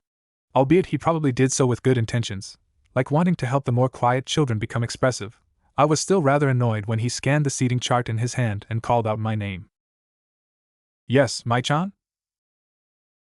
While hindered for a moment from the shock of being called on, I quickly, and foolishly, rose to the challenge. Chakra is a form of life energy that is produced in the chakra coils. The energy then circulates throughout the body in the chakra pathway system, and certain groups of people, like shinobi, can generate more chakra and release it through pressure points called. My automatic reciting of an old lesson taught to me by one of my various genin babysitters was cut short by Irika clearing his throat. That's a very precise definition. Thank you for that, Mai-chan. He paused, not sure if he could add anything else to my already detailed explanation. Anything too complicated and none of the other children would understand the lesson. Any questions? The children looked torn. It was clear that many of them hadn't understood my lengthy, memorized definition of what chakra was, but none of them seemed too keen on appearing ignorant to their sensei on the first day, and settled for silence. The only one brave, or straightforward, enough to speak up was Naruto, who frantically waved his hand for Irika's attention. For reasons known only to Irika and I, Naruto's confusion was ignored for a solid minute before Irika relented. Yes, Naruto? He asked in an exasperated tone, not wanting to give the young blonde the time of day. Can you say it better than Mai-chan? I never get things when she tries to teach me it, he asked, adding in a complaint about me before turning around, sticking his tongue out at me. After years of growing up with the cheeky brat, I couldn't help but instinctively offer a quick rebuttal. Do not! I shouted across the room, stooping down to a 6-year-old's level for the sake of my own stupid pride. I knew I was in the wrong, but damn it, I wasn't going to let Naruto call me out on it. Do too. He turned towards Shikamaru for affirmation, knowing that he needs someone to support his shitty claim. Right, Shikamaru? Shikamaru had the faintest look of guilt on his face before he nodded. Your explanations are sort of troublesome to understand, Mai. No, they're not. Dobe is just too much of a dobe to get it. Sasuke jumped to my defense before I could do it myself, eager to take any side that opposed his rival. A habit that seemed rather bad to have, especially when a certain power-hungry snake was involved, but I'm getting way too ahead of myself there. I told you not to call me a dobe team. Naruto eagerly added fuel to fire, always ready to argue with Sasuke. Hey! Don't call Sasuke-kun team! Sakura chimed in, causing the situation to get even further out of hand as Ino tried to defend Sasuke more fervently than the pinkhead had, wanting to win over her rival too. I think Naruto-kun is right. Hinata, of all people, joined the fray, though everyone else but me paid her no mind.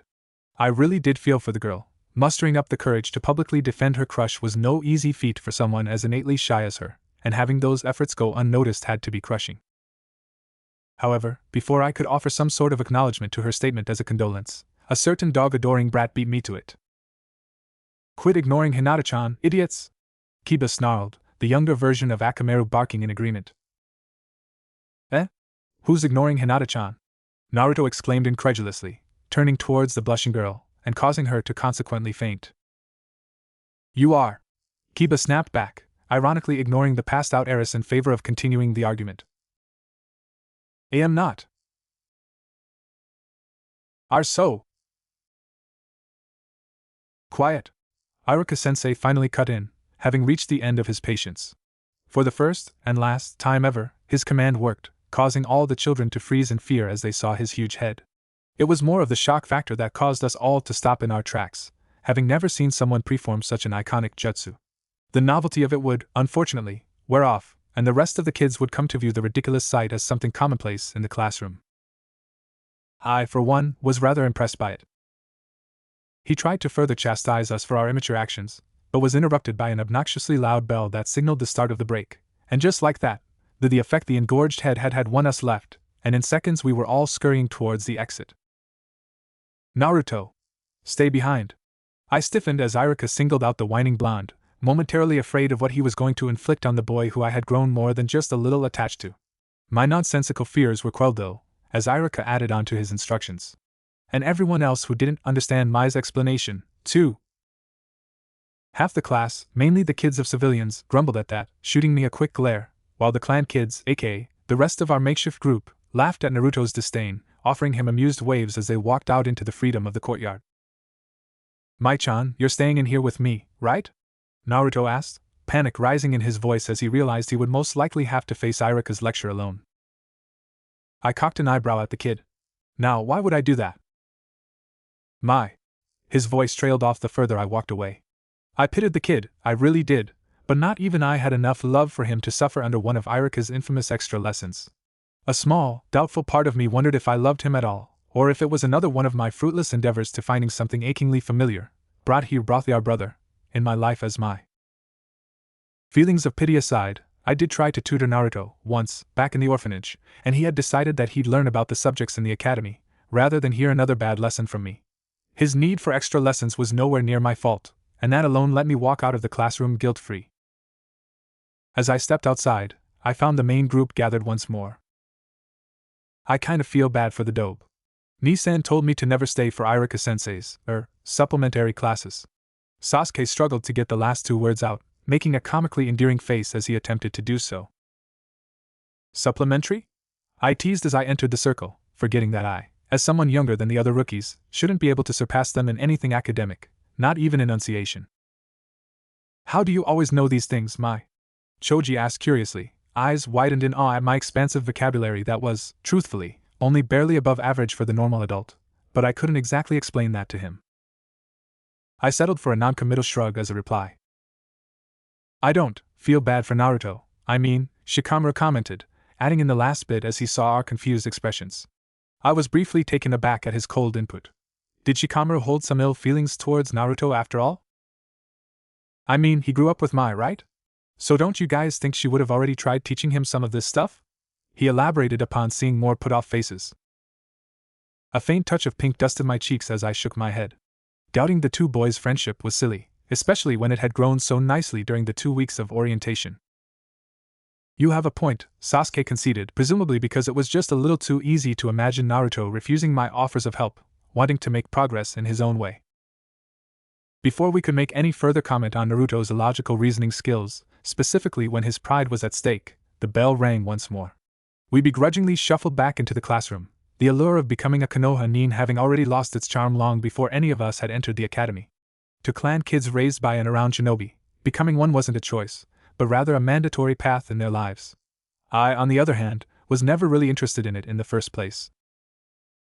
No one, though I can really only speak on my behalf, was shocked by what we were greeted with upon walking into the classroom. Irika, head buried in his hands and probably cursing every god out there for his predicament, and Naruto, elated at his teacher's apparent agony. It's only been 10 minutes, someone else who just came in whispered, amazed at how drastically the mood between the two had changed. Huh. I thought Irika-sensei would last longer. That big head just was a surprise, I remarked. That's Naruto for you. Choji laughed. Yep, Sasuke reaffirmed. Troublesome. Shikamaru gave a weary sigh. The three of us confirmed what everyone seemed to not want to believe.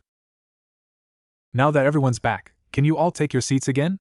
We'll start on the first lesson right now, which we would have already done if certain people hadn't decided that their argument was more important than their schooling. Irika muttered the latter bit of the sentence, probably only meaning to say it to himself, but nonetheless the entire class heard his complaint. I decided against making another remark, which, at that point, might have driven him to the brink of insanity. Irika couldn't have been older than 19, an age that indicated enough inexperience to allow most of us to pity him. I would have sent in my resignation letter right then and there, if I had gotten stuck with a group like us during my first year as an instructor. All right, he sighed, relieved that all of us had followed his instructions with no resistance. Today we'll be trying out a very basic chakra control exercise.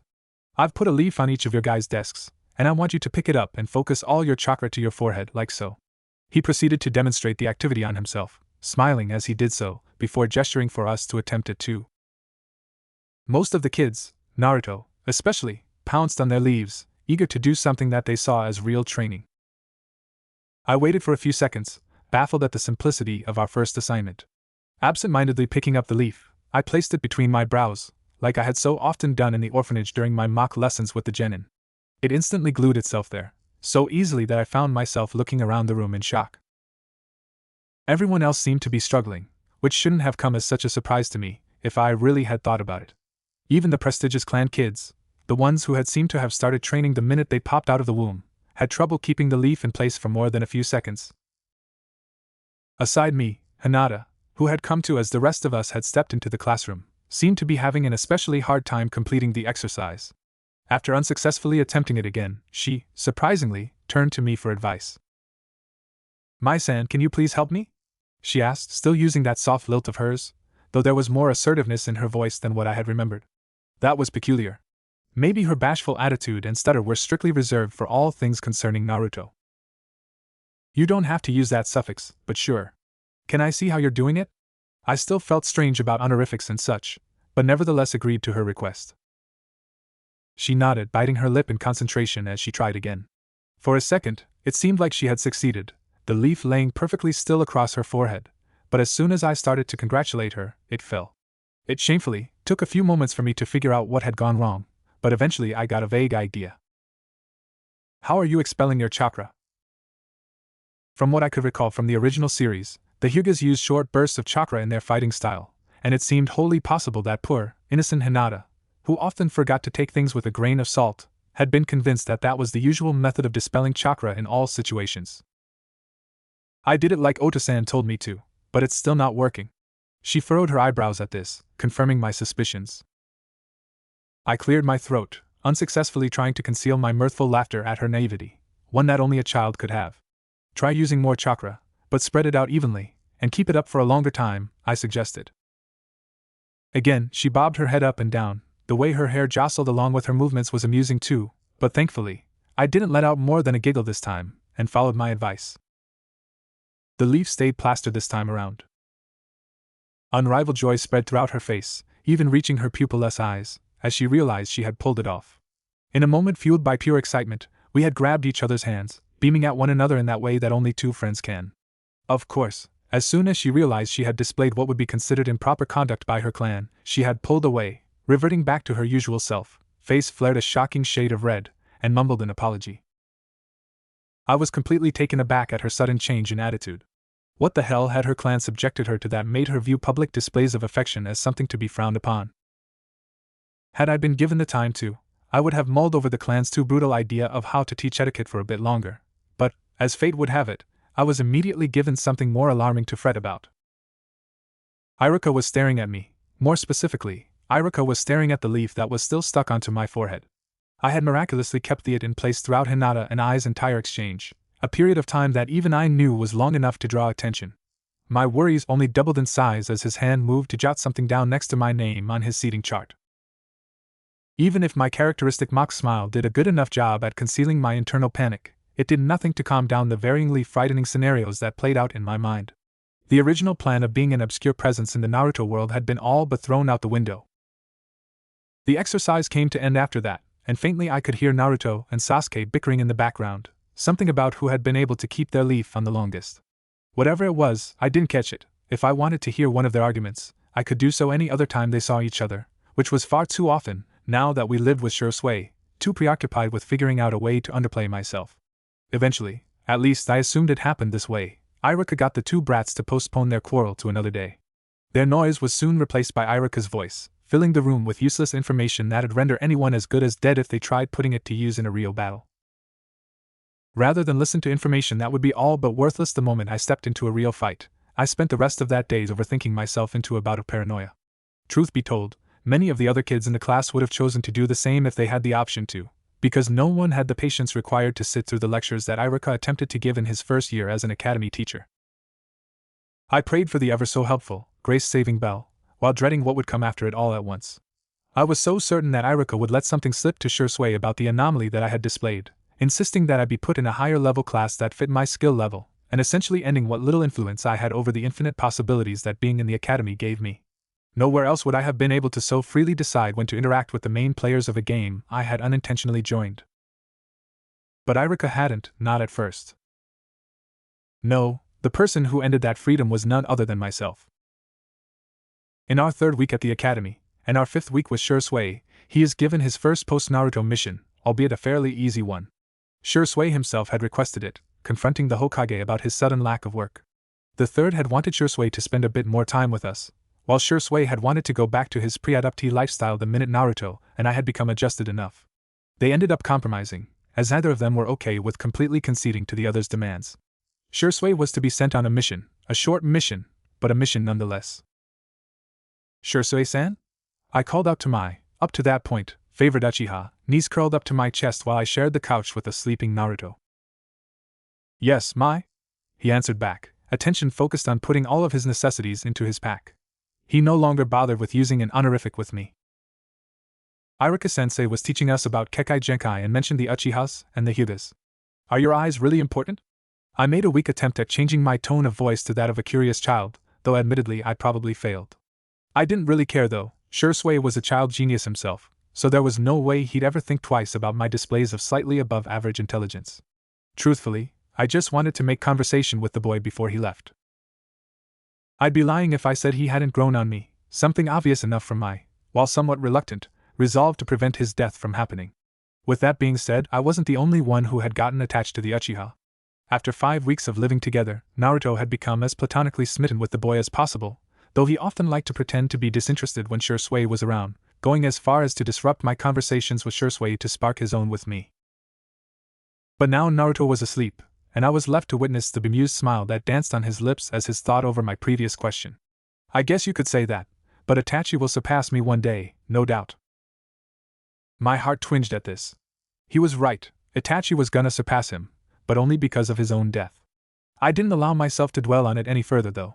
After all, I had already decided to save him from that fate. Original Naruto storyline be damned.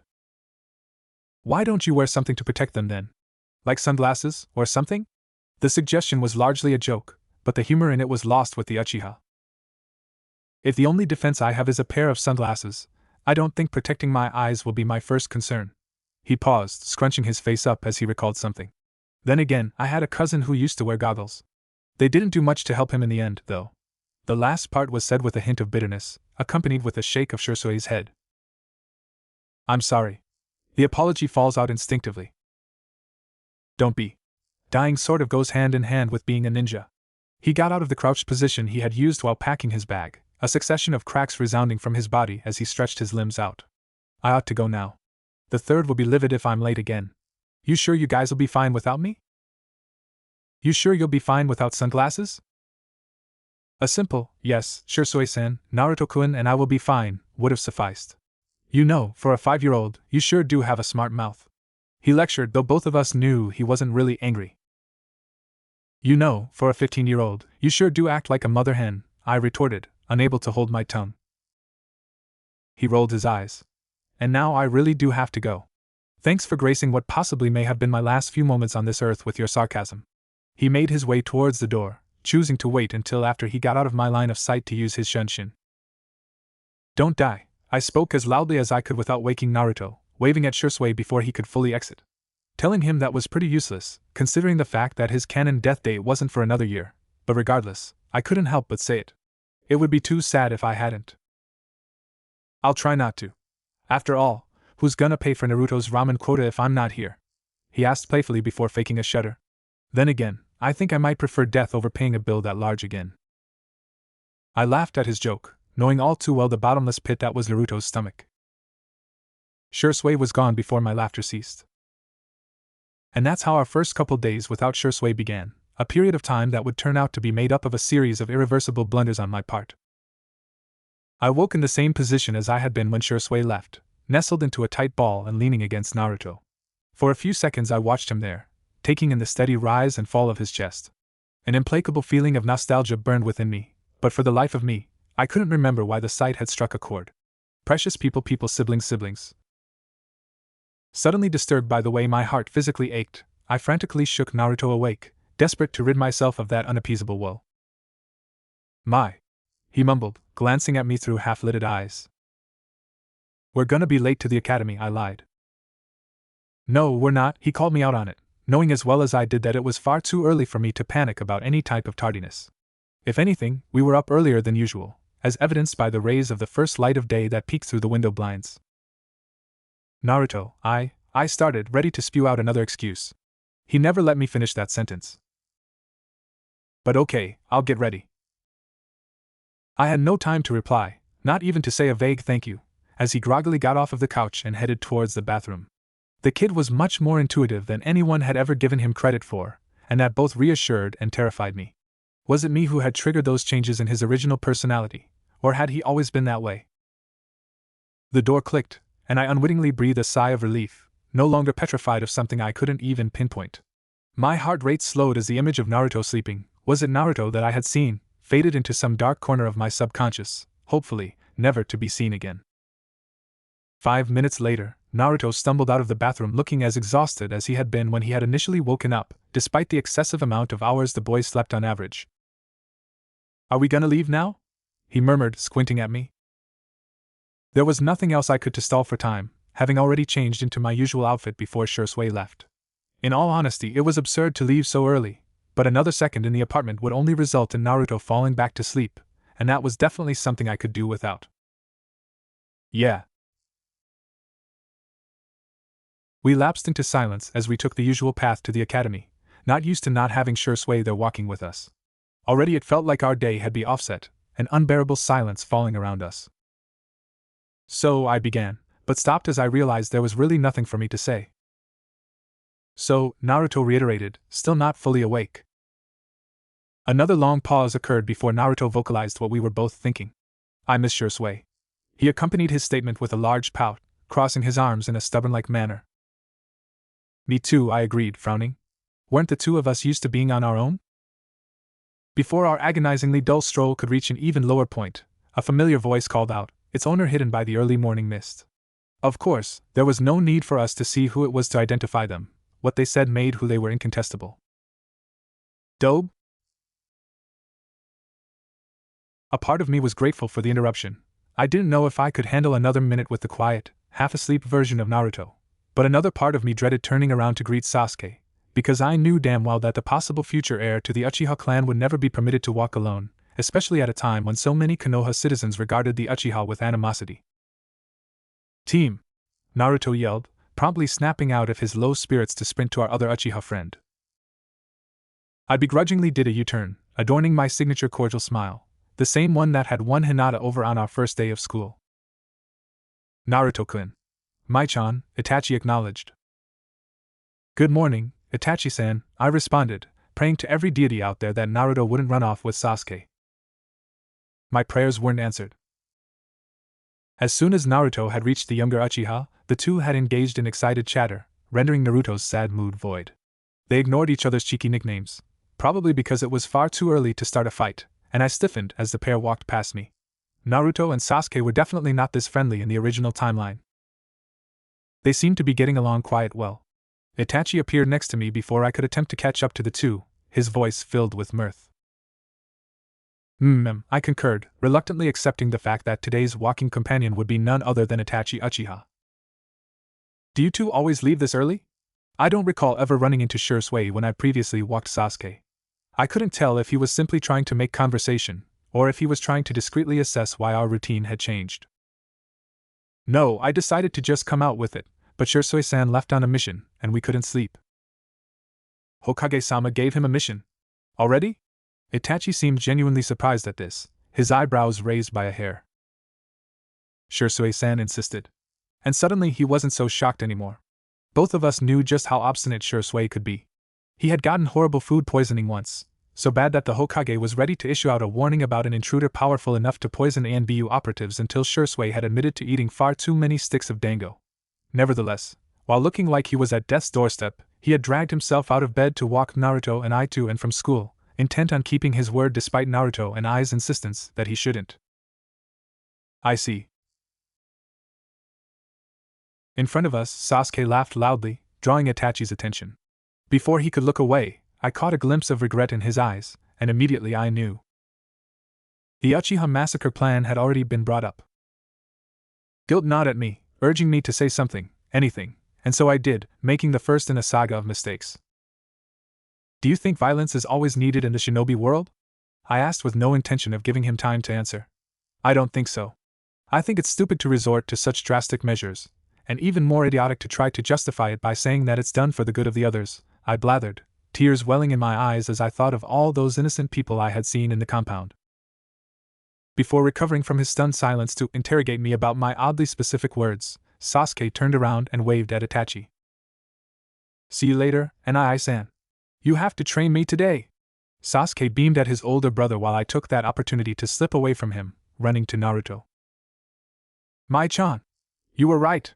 We were almost late," Naruto exclaimed, making me realize how much slower we had walked after running into the two Uchihas. We had just now arrived at the academy, but all of our classmates had already begun to shuffle inside their respective classrooms. Reflexively, I grabbed Naruto's wrist and ran to catch up with them, while Naruto beckoned for Sasuke to come along with us.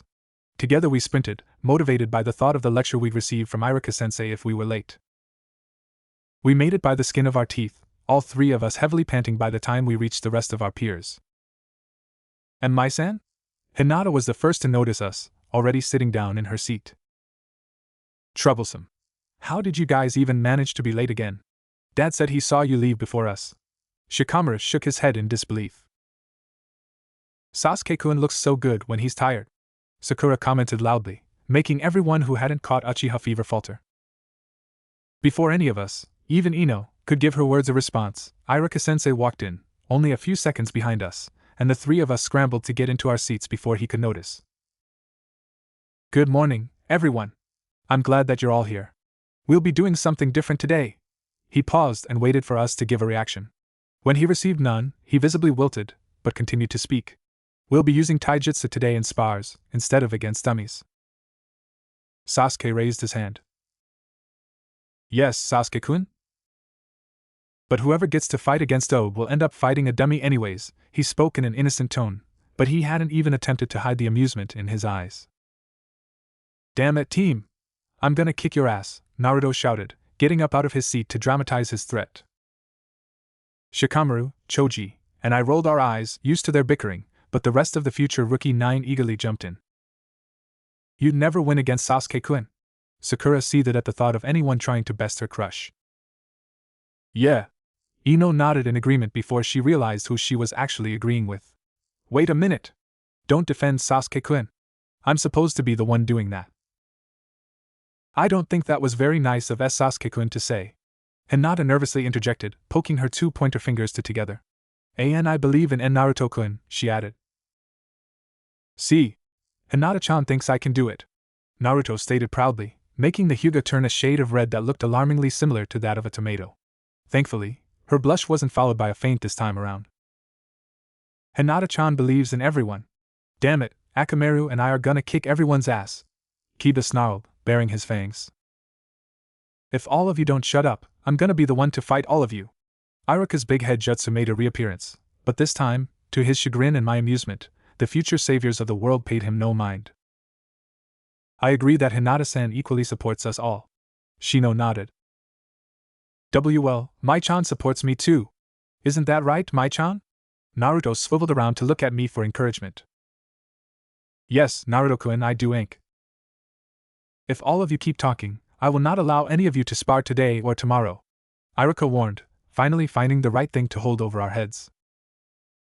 All of us clammed up, even the clan kids, who often got the chance to spar at home. Sparring with kids from other clans was a rare opportunity, one that made even the rowdiest of the bunch shut their mouths. Iruka smiled. Now let's go outside. Sakura and Iruka's voice echoed across the courtyard, and for a second I swear I heard God himself laughing at my predicament. And me? I stammered, turning to give the man a completely bewildered look. Did he really think I was capable of fighting? Yes, you. He raised an eyebrow at my immobile self. What? We have to start somewhere. My hands trembled as I walked in front of all my fellow classmates. Fortunately, Sakura seemed to be in the same state of frozen apprehension, and for a moment I thought that I might have gotten off easy. I, as always, would be proven wrong. Come on, Mai-chan. If you win, I'll tell Shisui-san to buy you an extra bowl of ramen, Naruto cheered. Naruto, ramen's your thing, Shikamaru drawled, drawing out a pout from the excited blonde. So what? Can't Mai-chan eat it too? I guess. Apparently, Shikamaru had decided the argument wasn't worth the effort. I didn't blame him. Arguing with Naruto was no better than arguing with a rock. Okay, listen up. I'll only explain this once. Each match will last 3 minutes. Iruka paused to hear everyone's disappointed groans, so choose your strategies carefully. And remember, while this might not be a real fight, please try to take your opponents seriously. Don't worry if things get too rough, I'll intervene. Something was off about Sakura. The anxious expression she had adorned was nowhere to be seen, and in its place was a fire burning with vigor. I blanched. In a puff of smoke, A whistle appeared in Irika's palm, and before I even had the time to marvel over the sudden appearance of the little trinket, its sharp noise resounded throughout the academy grounds. Sakura lunged at me first, teeth baring as she left her chest unprotected in favor of pulling her fist as far back as she could. In the corner of my eye, I could see Irika frown at her lack of defense, but he made no move to end the fight to correct her. Gritting my teeth, I ducked, allowing her fist to narrowly miss my head as I moved to counterattack. In her rash attempt to do as much damage as possible, she had thrown off her balance, not thinking that I'd dodge in time. Instinctively, my foot shot up, kicking her in her abdomen as she had tried bracing for her fall. A startled yelp escaped her lips as I made contact, but she recovered with a fervor, coming back at me with an even more vivid anger in my eyes. "Stop talking to Sasuke-kun so much!" she snarled as she went in for another punch. I faltered. That was why the pink-haired brat was so intent on smearing my guts on the ground. I didn't have time to reflect on her petulant resolve, though, as my moment of hesitation had resulted in me taking a solid punch to the cheek. Unlike me, who had let her recover after my hit had landed, she attacked again, paying me back for my kick in the abdomen with one of her own. I skidded across the ground, barely able to get back onto my own 2 feet as she came at me again. "What are you talking about?" I asked, bewildered as I only just evaded another hit. "You know what I'm talking about," she snapped, throwing a series of messy, imprecise punches fueled by her tantrum. "I already stopped talking to Inopig for Sasuke-kun. Now he has to stop talking to you too." I was hardly able to stifle a groan at her childish reasoning. I wasn't really able to fault her for her feelings, she was just a kid after all, but fuck, it was going to be annoying to fix this mess. "Stop throwing random punches," I spoke between each hook she threw, finally stopping her by grabbing a hold of her wrist as she, once again, put too much force into her movement, sending her body toppling forward. I remembered this, remembered those days I had watched the genin spar while playing ninja. There was no way in hell that I could have mastered their moves by simply watching them, but I had gotten a vague understanding of them. Using her own momentum to my advantage, I roughly tugged her towards me, accelerating her fall. As she passed me, I raised my elbow and quickly threw it downwards, catching her right in her back. She gasped as I did so, the wind completely knocked out of her by the time she actually touched the ground. I didn't have long until she got back up. She recovered fast for a 6-year-old brat, so I threw myself on top of her, straddling her and pinning her arms behind her back. "Get off of me," she spat, turning her head around to give me the meanest glare I've ever received from a child. "You stop talking to Ino-chan for a boy?" I asked incredulously, ignoring her demand. "Humph." She refused to respond, but a quick glance at the blonde in question gave me enough of an answer. Standing with the class, arms crossed and tears welling up in her eyes, Ino blushed as she heard her name. I'll be honest, it was cute, adorable, even, that the two were bickering over the Uchiha that I had accidentally befriended, but there was no way in hell that I was going to let them drag me into their petty fight too. "Get over it." She did a double take. "W what?" I resisted the urge to roll my eyes. Friendships are worth 1,000,000 times more than a prepubescent boy whose only ambition, as of now, is to spend more time with his brother, I lectured, not catching the way Irika's eyes had widened by a fraction of an inch. This, as it would later turn out to be, was my second mistake of that day. "You'd never understand, you hang out with all of them. I'm not like Ino. I don't have any clan. Sasuke-kun would never look at me if I was with her," she argued back, eyes watering to mirror the blonde she had referenced. She looked away from me, choosing to face the dirt rather than look me in the eye. I opened my mouth to attempt to reason with her even further, but before I could, Irika's voice ended the fight. "Time." Reluctantly, I hoisted myself off of the pinkette, and she flushed a bright red as she realized she had let her anger get the best of her. "You guys did good for your first spar," Irika spoke gently as he realized the girl's embarrassment. Thank you, Irika-sensei," she mumbled, moving to get away from our classmate's eyes. I followed her actions, heading back to where a joyous Naruto, a half-asleep Shikamaru, a snacking Choji, and a slightly pink Sasuke stood. "Mai-chan! That was so cool! I mean, you got hit, but that was still so cool!" Naruto pounced on me, embracing me in a tight hug and efficiently drawing out a wince. "Dope. She's injured, can't you tell?" Sasuke asked, head tilted upwards to exude an air of haughtiness. His voice, however, lacked the condescending tone that was needed to complete his act. It was a pleasant change from what I had remembered of the solemn boy in another life. "It's fine," I said, laughing it off, but by then Naruto had violently recoiled. He looked genuinely terrified of the droplets of blood that had begun to seep out of the rather shallow scrapes. "Mai-chan! You're gonna die!" he exclaimed, eyes widened to give a melodramatic flair. I suppressed a giggle. "No, I'm not. It's just a flesh wound," I reassured. He looked skeptical, but before Naruto could further insist on my imminent death via blood loss, Iruka had cleared his throat, gathering the class' attention once more. "Naruto, Shikamaru, you're up next." I froze. That wasn't supposed to happen. Naruto and Shikamaru were never the ones who had had a rivalry during their time within the academy. Bile threatened to creep up my throat as the two glanced at each other, giving a non-committal shrug before making their way towards the center of the courtyard. Next to me, Sasuke had stiffened too, bemusedly looking at Iruka's broad smile as the two boys got into position. His confusion was absolutely justified. Our first few weeks at the academy had been filled with Naruto and Sasuke's petty bickering, and no one had doubted their inevitable fight. "That's weird," Sasuke vocalized. "Very," I agreed. The whistle was blown, and immediately my eyes were glued to the two. Shikamaru stood stagnant, letting Naruto make the first move.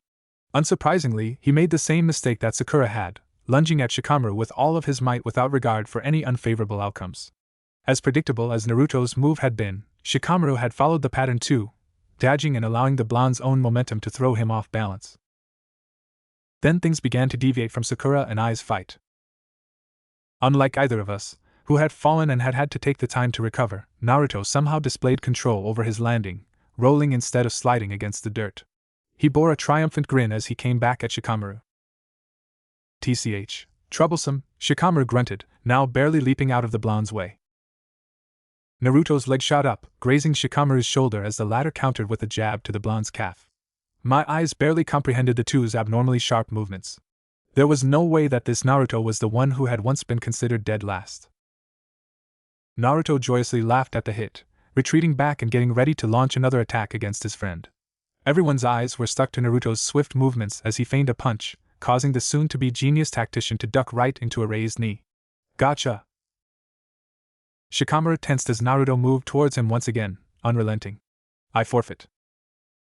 Naruto stopped right in his tracks, stumbling as his face went through a variety of expression, first looking confused, then aghast. "Shikamaru!" Naruto protested. "Shikamaru!" The rest of the class, Iruka included, echoed, looking at the lazy boy in disbelief. The boy on the receiving end of everyone's astonishment stood up straight, dusting the dirt off of his pants before firmly crossing his arms. "This is too troublesome. Shikamaru-kun, in a real battle, you won't be able to use that as an excuse," Iruka chastised, frowning. "But Iruka-sensei, this isn't a real battle," Naruto answered in place of the Nara.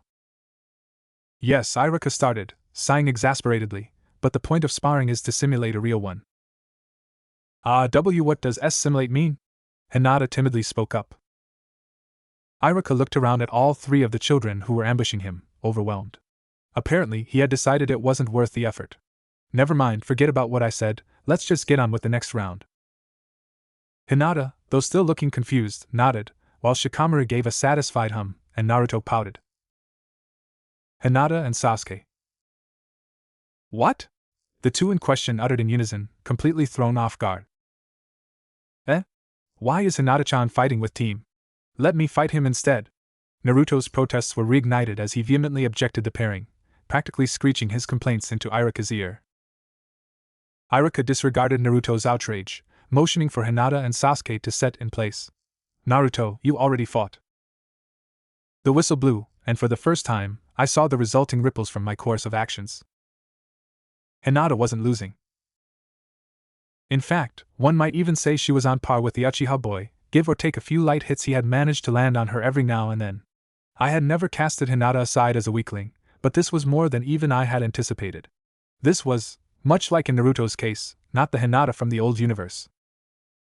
She was too swift, successfully dodging Sasuke's jabs, albeit doing so with a bit of difficulty. Her actions leaned on the offensive side, something vastly different from how her old, introverted self fought.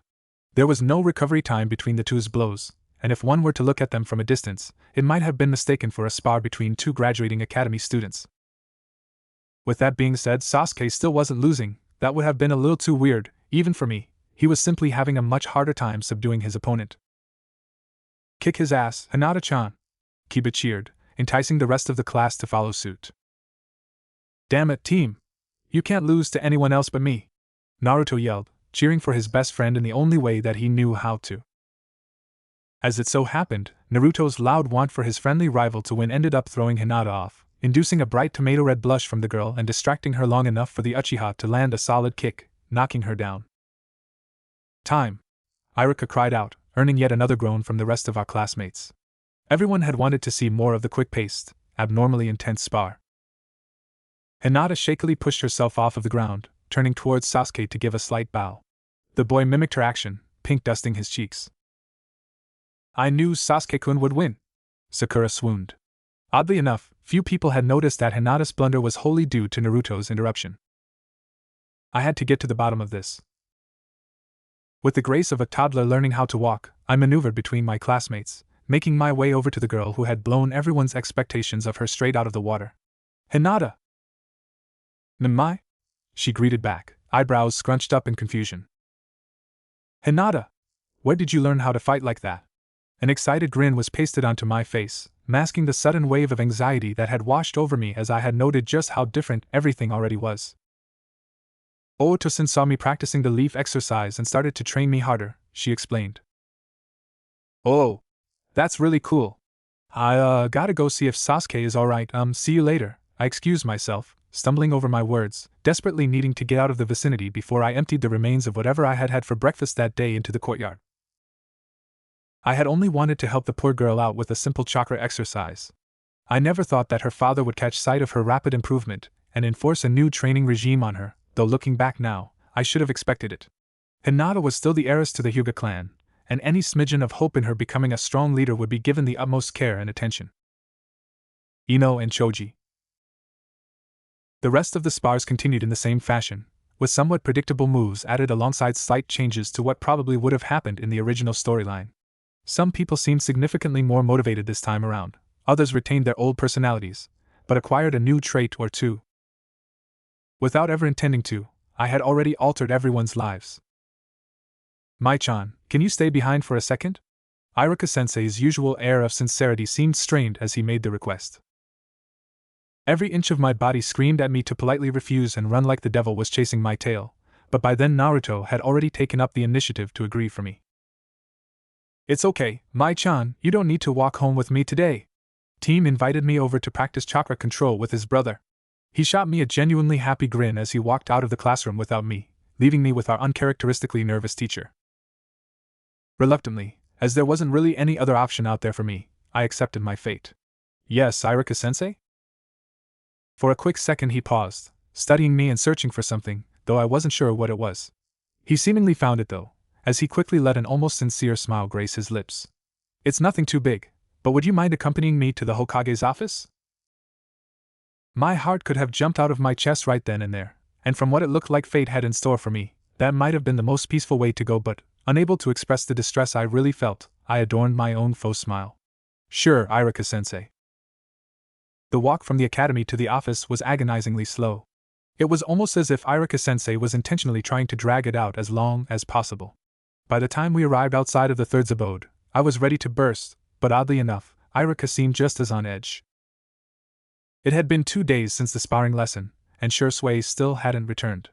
His absence wasn't exactly an abnormality, as he was a shinobi before anything else, but nonetheless his not being in the home had taken a toll on me.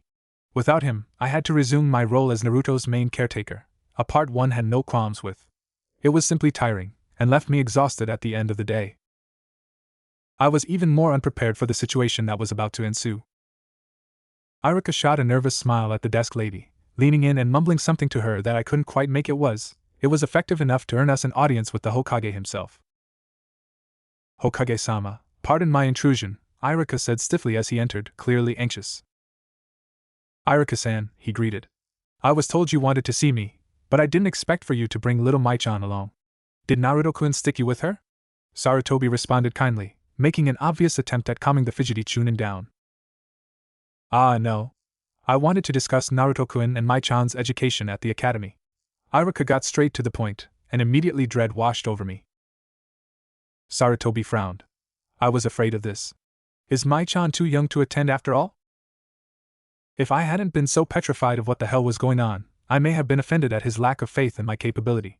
Unfortunately, as I was absolutely frozen in fear, I could only manage to give a slight head tilt in response, because if anything, I was more than qualified for the academy. And that was the problem. No, no, no, Irika denied, vehemently shaking his head and confirming my abilities. It's the opposite. The opposite? The Hokage perked an eyebrow at Irika's bold claim. Clearly intrigued, he moved aside the papers on his desk and motioned for the two of us to take a seat across from him. Please, Irika-san, elaborate. Irika graciously took a seat, tugging me along and gesturing for me to sit down next to him. Unable to reject his silent request without making it seem odd, I did as I was told, figuratively biting my tongue to keep from breaking and spilling every damn secret that I had. This atmosphere was just way too intimidating for me, and the skittish manner that Irika was carrying himself with didn't exactly ease my worries. I'm not sure how to phrase this, Hokage-sama, so forgive me if I come across as impudent, but I just don't think we placed Mai-chan in the right class, or even in the right path. The way she examines situations and appropriately responds to them, and her level of skill is far beyond what someone her age should be able to manage. Too on edge to state things in a concise manner, Irika seemed to be justifying his own thoughts as he went on. Realizing this, he paused to recollect himself. I believe we should evaluate Mai and place her in the appropriate class to hone her talents. You think she's too advanced to be a first-year academy student? Sarutobi inquired, pressing for more elaboration out of Irika. Yes. I know as a first-time instructor myself, I may not be able to accurately pinpoint where the students should be skill-wise, but from just seeing her interactions with other students, I do think it wouldn't be the best decision to let her progress at the same speed as the rest of the kids. The Hokage seemed to mull over this for a few moments before nodding. I see. Let me talk to Anbyu-san for a second, please, then tell me more about these interactions. Irika nodded and leaned back in his seat, visibly less skittish to speak with the Hokage now that he knew his observations of my peculiarities wouldn't just be brushed off. I, on the other hand, looked like I had just had an encounter with the devil himself. Clammy hands clenched tightly as I avoided eye contact with Irika, focusing instead on Sarutobi as he moved to whisper something to the ANBU in the room.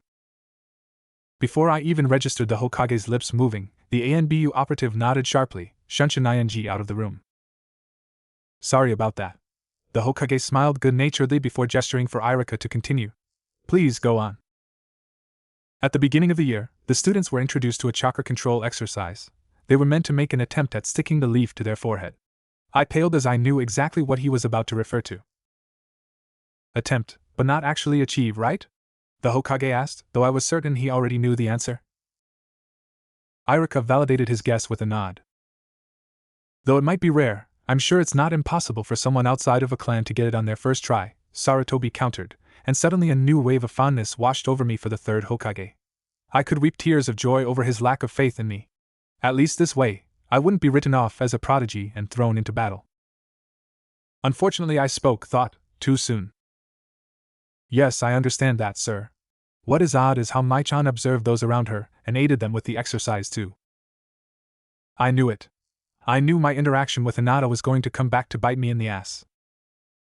I'm going to need a little more than that, Irika. Hinata Hyuga, the Hyuga heiress. I've heard that she's had struggles with properly controlling her chakra. Within a few seconds of watching Hinata-chan fail at the exercise, Mai-chan was able to pinpoint the issue and phrase it in a way to help the heiress correct herself. Sarutobi furrowed his eyebrows, and once again my heart sunk. I see that as quite abnormal for someone so young. Do you have any other examples? Yes, Hokage-sama. 2 of my students seem to have developed a fondness for little Sasuke-kun, and have had constant arguments over him. It's quite innocent, and it does no harm, but Mai-chan was able to address their conflict while calming one of them down during a spar. While my other student had attacked her aggressively and recklessly as is expected of young academy students, Mai retaliated quite efficiently, and calmly at that. The third hummed softly as he shifted his gaze away from Irika and towards me. It seems you're quite remarkable, Mai-chan. Without any control over my reaction, I blushed. Thank you? He turned back towards Irika. I'm sure it'll be simple to evaluate Mai and place her in a class more suited to her skill level. In an instant, the shy blush was gone, and in its place was a look of pure terror. Though I might have had the brains of an adult, I was still in a whole new world, and being thrust into the real shinobi life so soon didn't sound all that appealing. With my luck, I'd be dead before the other kids in my current class became genin. I had to find an excuse to stay where I was now, and I had to find it fast. But Naruto, I let my voice trail off. The Hokage looked down at me in surprise and let out a small bark of a laugh. He leaned across his desk to get closer to me, allowing me to see the gentle expression on his face in greater detail. Don't worry, Mai-chan. I won't allow the two of you to get separated while either of you are still in the academy. That boy adores you more than any other caretaker he's ever had. Sarutobi feigned a thoughtful look. Well, almost any other caretaker. Isn't that right, Shursui? Before I could fully comprehend the name the Hokage had just dropped, I was put on the receiving end of a familiar pat on the head. That's a difficult one to call, Hokage-sama. I think Naruto likes Mai quite a bit. Both Iruka and I flinched, startled at the surprise entrance from the flippant Uchiha, while the boy in question exchanged a cheerful grin with the Hokage. The mission was a success, but I was called here by Anbu-san before I could get a mission report written up. I'm not complaining, though. His tone was jovial, and he wore a peaceful expression, but a closer look gave away just how hurriedly he had rushed to the Hokage's office. His delicate frame trembled ever so slightly with barely labored breathing, and a sheer layer of sweat shone on his face. Hokage-sama, you really should give more detailed explanations when you summon someone to your office. My apologies, Shursui-kun. I didn't intend to be the source of any alarm, he expressed his regret, though the amused glint in his eyes betrayed his lack of real remorse. Shursui's hand made its way back to my head once more, this time ruffling my hair before he responded. Come on, Hokage-sama, how could I not worry? All Anbu-san told me was that it was imperative for me to come to your office as soon as possible, and that all that could be disclosed was that little Mai-chan was involved. Once more, the face engulfing flush returned, this time bringing me to a solid shade of cherry red. Don't worry too much about these kids, Shursui. You'll be graying too soon if you do, Sarutobi joked, though it was obvious he was relieved that Naruto and I, mostly Naruto if he were to be completely honest with himself, of course, had found a suitable guardian for the time being. Anyways, the matter I called you here for isn't all that urgent. It was just more efficient for you to be here as Iruka and I discuss a course of action for Mai. She is under your care now. Shursui looked taken aback. What exactly are we discussing here? Mai-chan has shown far more potential than what I, as her current sensei, could properly hone. I just don't think it'd be right of me to instruct her as I do all the other kids. Iruka explained. The Uchiha processed the information with a slight nod of the head. I see, Hokage-sama. Do you agree with Iruka-san? The air in the room suddenly felt a lot colder as the amiable aura the Hokage had been projecting momentarily slipped. Well, seeing as Mai-chan hasn't seemed the slightest bit lost while following our conversation, I do believe her intelligence is, at the very least, above average. She hasn't averted her attention in the slightest, which also suggests that she has comprehended every word that's been said. In short, yes, I do believe Iruka-sensei is onto something. If I had had any less self-control, a string of curses would have tumbled out of my mouth by then. The entire damn conversation had been an aptitude test, and I had apparently, and unfortunately, passed with flying colors. Instead, all that made its way out of my mouth was a sharp no.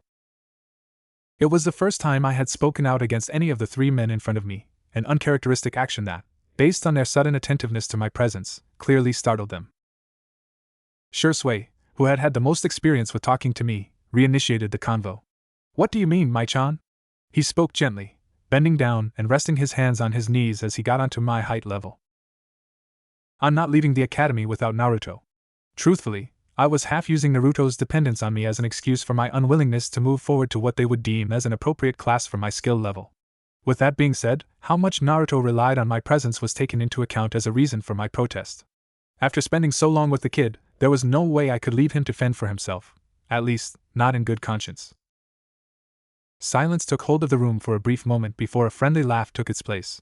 Well, that's that then. The Hokage didn't seem put off in the slightest at my refusal. Is it really all right? Iruka questioned, looking at his superior in bewilderment. Well, from the way Mai-chan is looking at us, even if we push, I doubt her stance on this is gonna change. Shursui paused and, for a fraction of a second, seemed to be in deep thought. Maybe this is better though. I don't want Mai-chan to turn out like a Tachi-kun. Hokage-sama? Iruka turned to the third for his opinion on the matter. If staying in her current year is what she's insisting on, there's really nothing we can do. I'm sorry, Iruka-san, but it seems like you're gonna have to be her instructor for a little while longer. Once more, the Hokage voiced his apology with an amused lilt.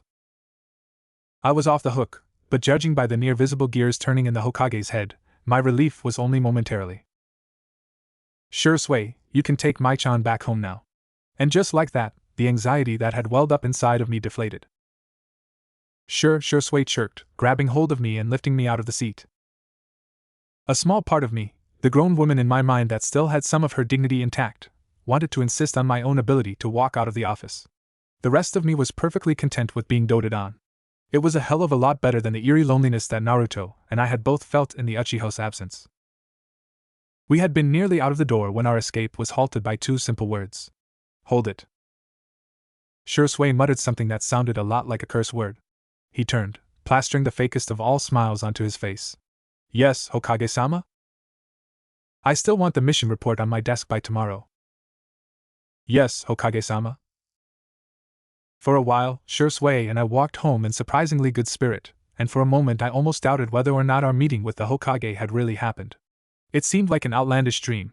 There was no way I could let myself get more deeply involved with the shinobi world as a whole. I was already screwed enough as it was. Shui called, breaking me out of another one of my pity parties.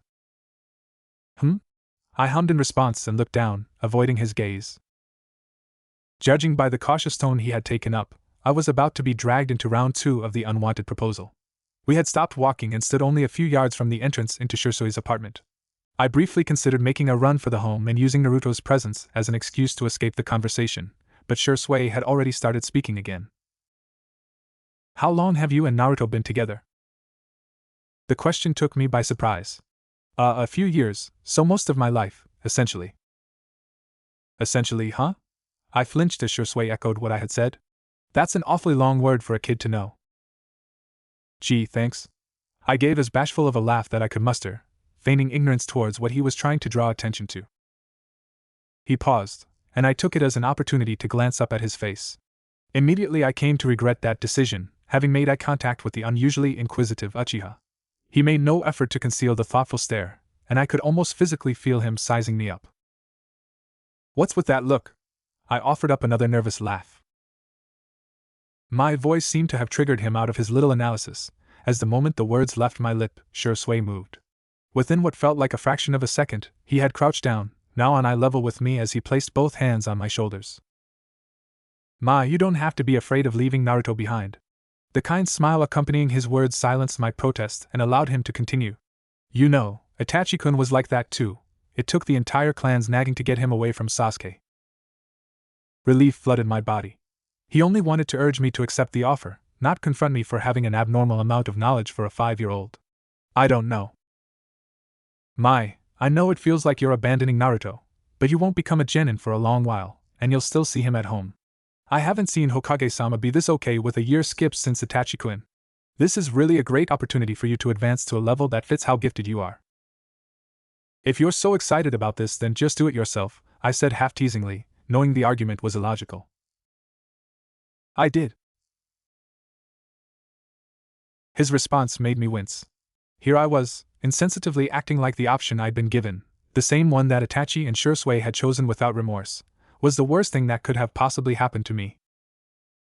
I lowered my head again, not being capable of looking him straight in his hopeful eyes as I declined the offer.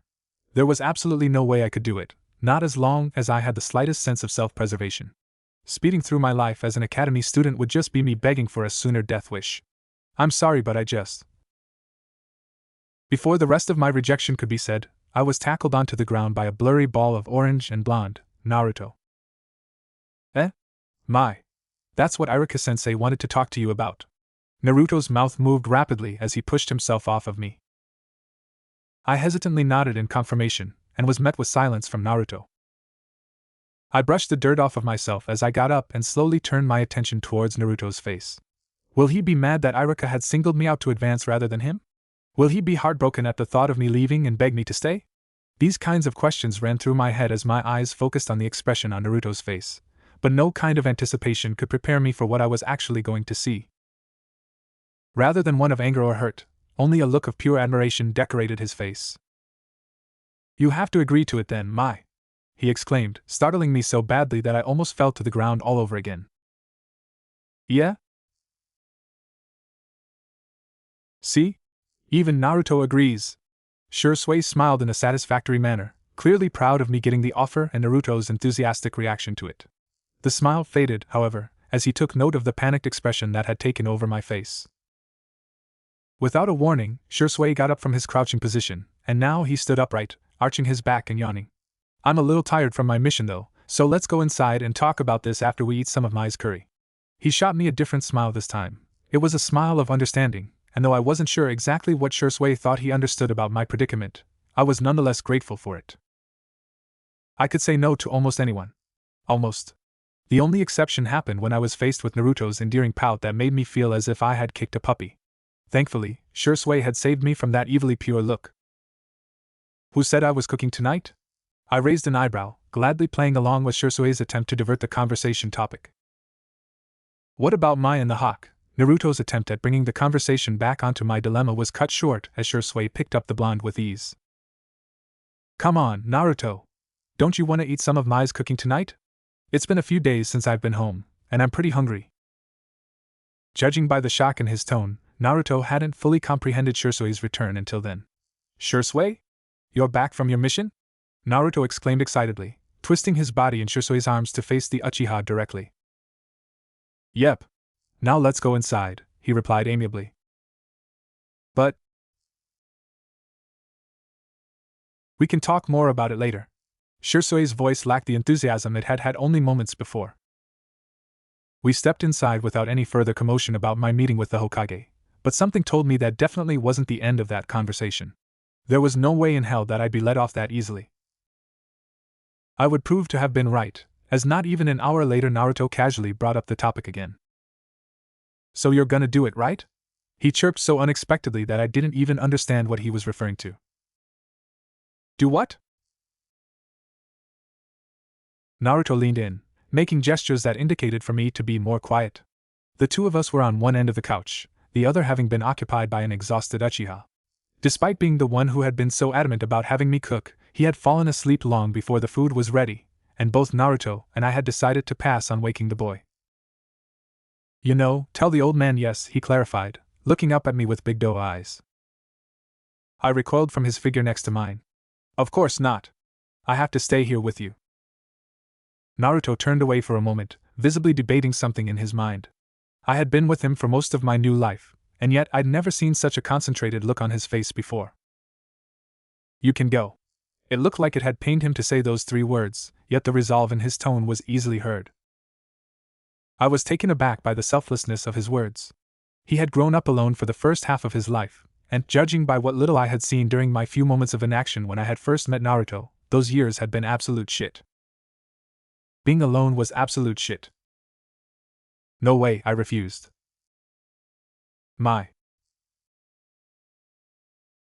Naruto.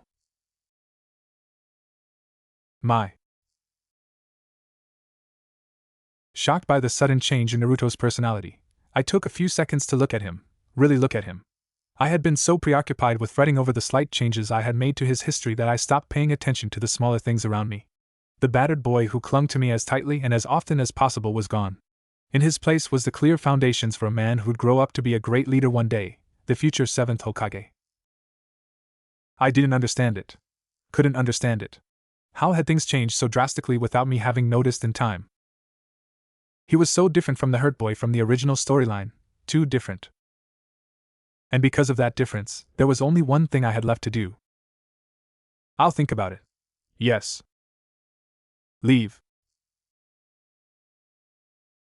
I had altered too much of the original story, the original characters. If I didn't leave as quickly as I could, my close proximity with the main characters had the potential to be disastrous. The further I could get from Naruto and his friends, the better. As much as I hated to admit it, I had grown attached. He nodded vehemently, satisfied with my response. There was a clear sense of pride in his aura now. He was proud that he was able to sacrifice my constant presence in his life for what he thought was for my benefit. There was no way I could say no to someone who was so ready to put me first. Shursui woke up shortly after I had sealed my fate, though I was highly suspicious of whether or not he had been asleep at all. Things had played out too perfectly in his favor for him to not have had some influence. I picked at my food as Naruto and Shursui practically gulped their servings down. Between spoonfuls of rice, Naruto paused to look at me expectantly. Shursui, can we go talk to the Hokage again? I think I'm gonna do it. The reluctance in my voice was easy to read, but both boys ignored it and high-fived each other, ear-splitting grins on their faces. Despite the direness of my situation, a small smile broke my stoic expression too. If agreeing to the Hokage and Irika's request got a reaction like that from the two boys, then maybe I didn't mind it all that much. The rest of that day, and the day following it, is blurred now. I went to the academy as usual and avoided Irika's expectant glances. Then I stood with Naruto and his classmates, adopting an uncharacteristic show of silence. A few times someone would look at me inquisitively, but Naruto would beckon for them to come closer so he could explain, and then all I would receive was some type of congratulations. Whatever it was, all it served to do was make me shrink further into my shell. Their words and gestures came with good intentions, but I could only think of how it reaffirmed my fate as a future kunoichi for Konoha. My list of ways to escape this life would only get smaller and smaller as I moved up higher in their academy system. It was normal for a few students to drop out after their first year, and it wouldn't have been questioned in the slightest if I had done so. Leaving after receiving special notice from the Hokage himself, on the other hand, was a whole different story. The entire day at the academy felt like it had lasted little more than an hour or two. Too soon, I was facing Shirsui's disarming smile outside the academy gates. I froze in place with every sensible part of me screaming for me to give the proposal a hard pass. My classmates gave me quizzical looks as they had to walk around me, none of them noticing the emotional turmoil I was currently experiencing. "You ready?" Shirsui's tone was almost disgustingly cheery as he strolled over to stand next to me. "As ready as I'll ever be." I grimaced at how easily I was letting my old life plan crumble.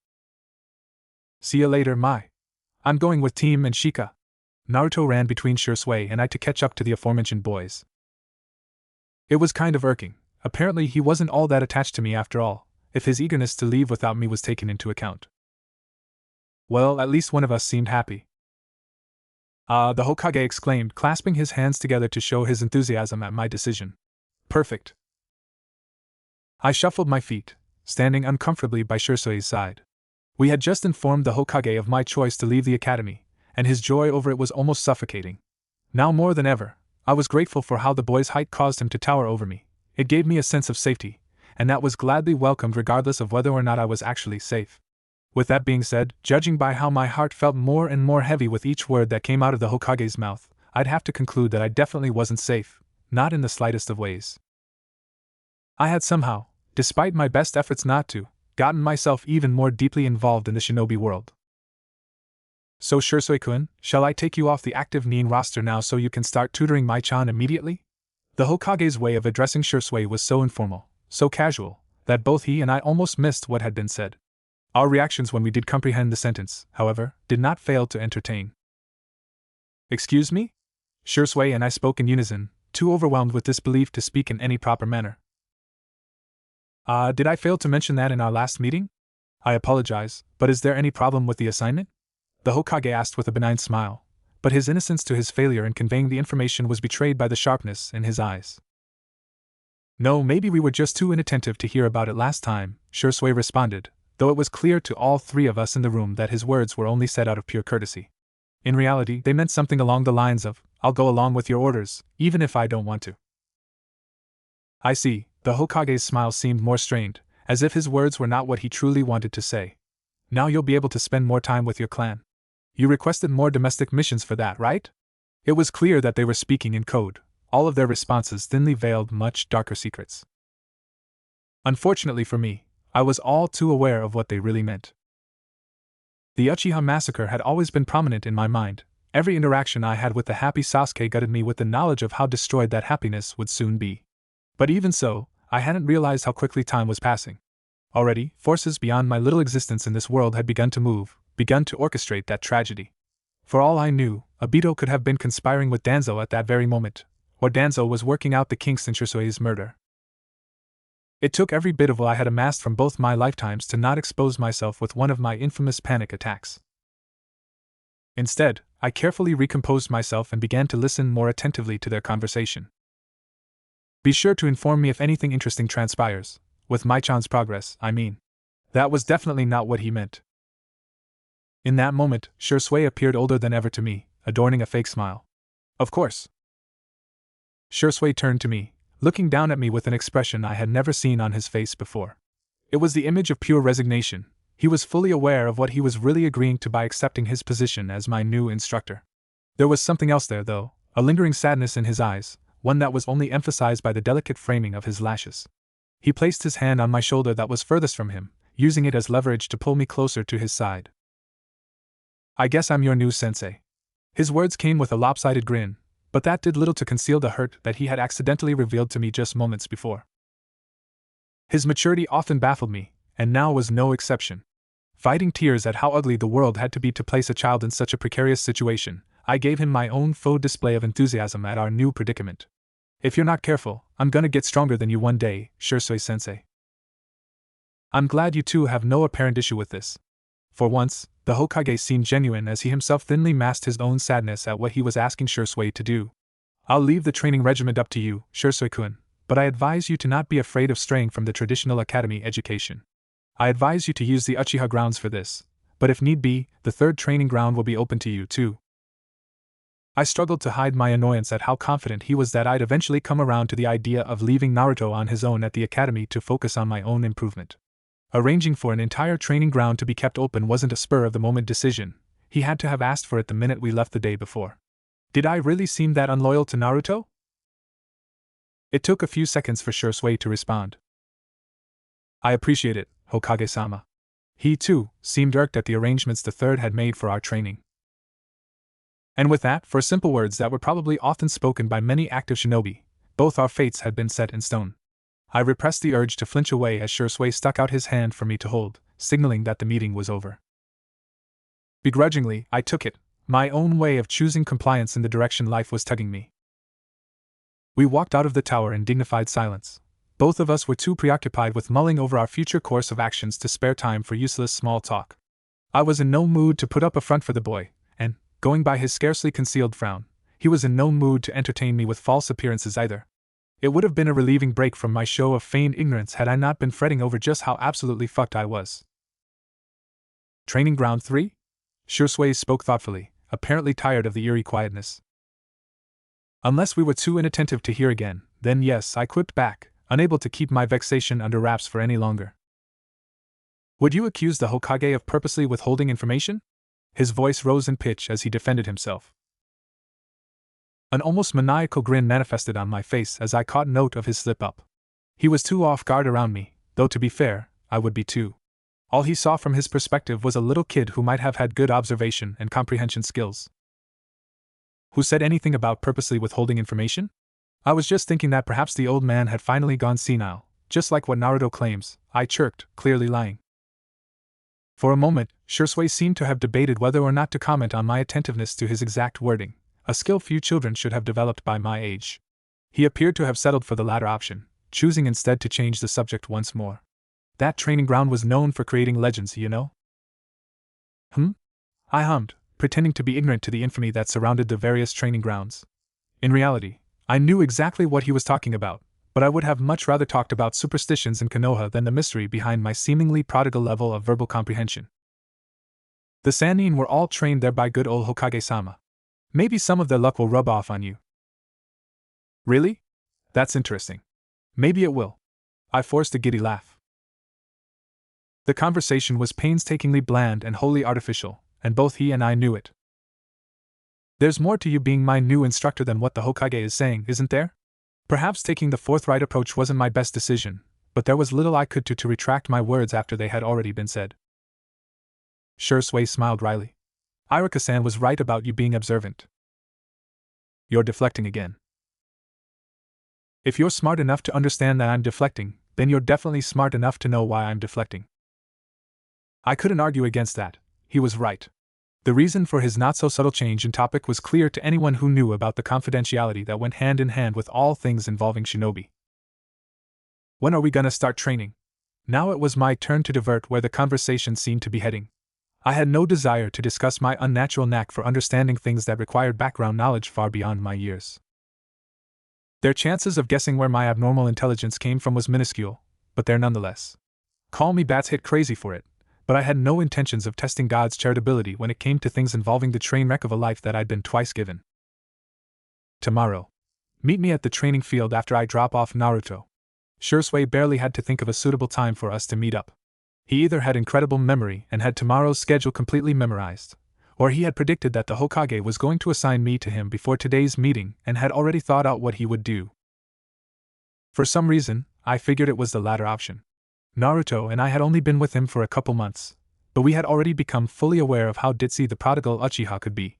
In more than one instance, his awful attention span and lack of alertness to all things not dire had gotten Naruto and I instated as his unofficial guest greeters who showed people that Shui had forgotten about inviting over in. Sure thing, I replied. I glanced up now, finally taking notice of where he and I had walked to while buried deep in this conversation that served solely to preserve our image of the other. Somehow we had made it to the main Uchiha section of the village. While our apartment complex was located at the far edge of the area, this time we stood at the very center of it, surrounded by completely normal people carrying on as normal people do. I felt no malice from them, and I certainly didn't feel anything that indicated that they were conspiring something so awful that they deserved a death sentence.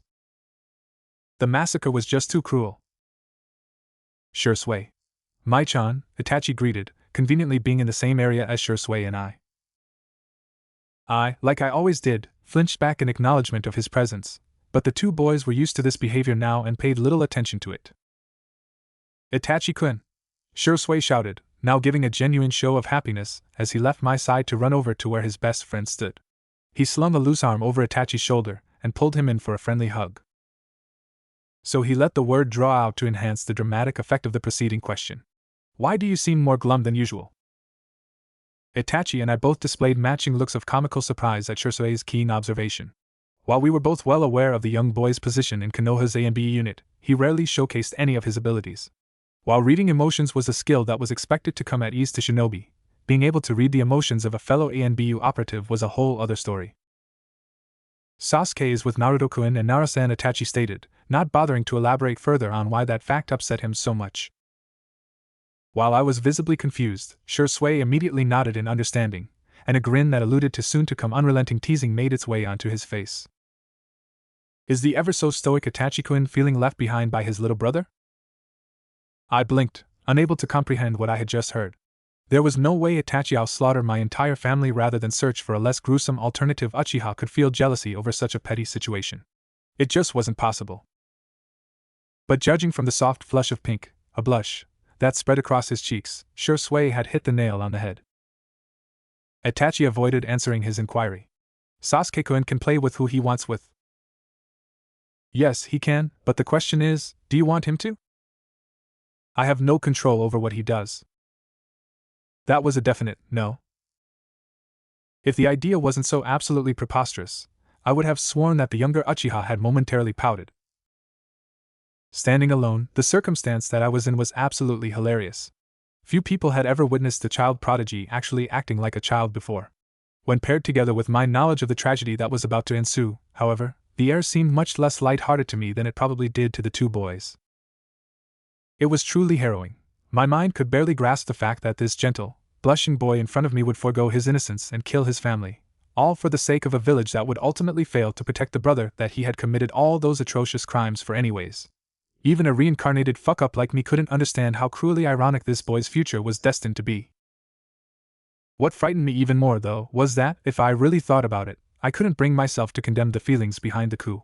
I hardly had the right to fault the clan for the course of action they had decided to take when I had felt that same unquellable rage that motivated them before, too. People could be so ugly, so cruel, that every bit of me wanted to empathize with the Uchihas. Though they had committed no wrong, the village still turned against them and even had the nerve to accuse them of starting the horrific Kyuubi attack. Could I honestly blame them for feeling anger at a village who had forsaken them despite the sacrifices they had made for that very same village?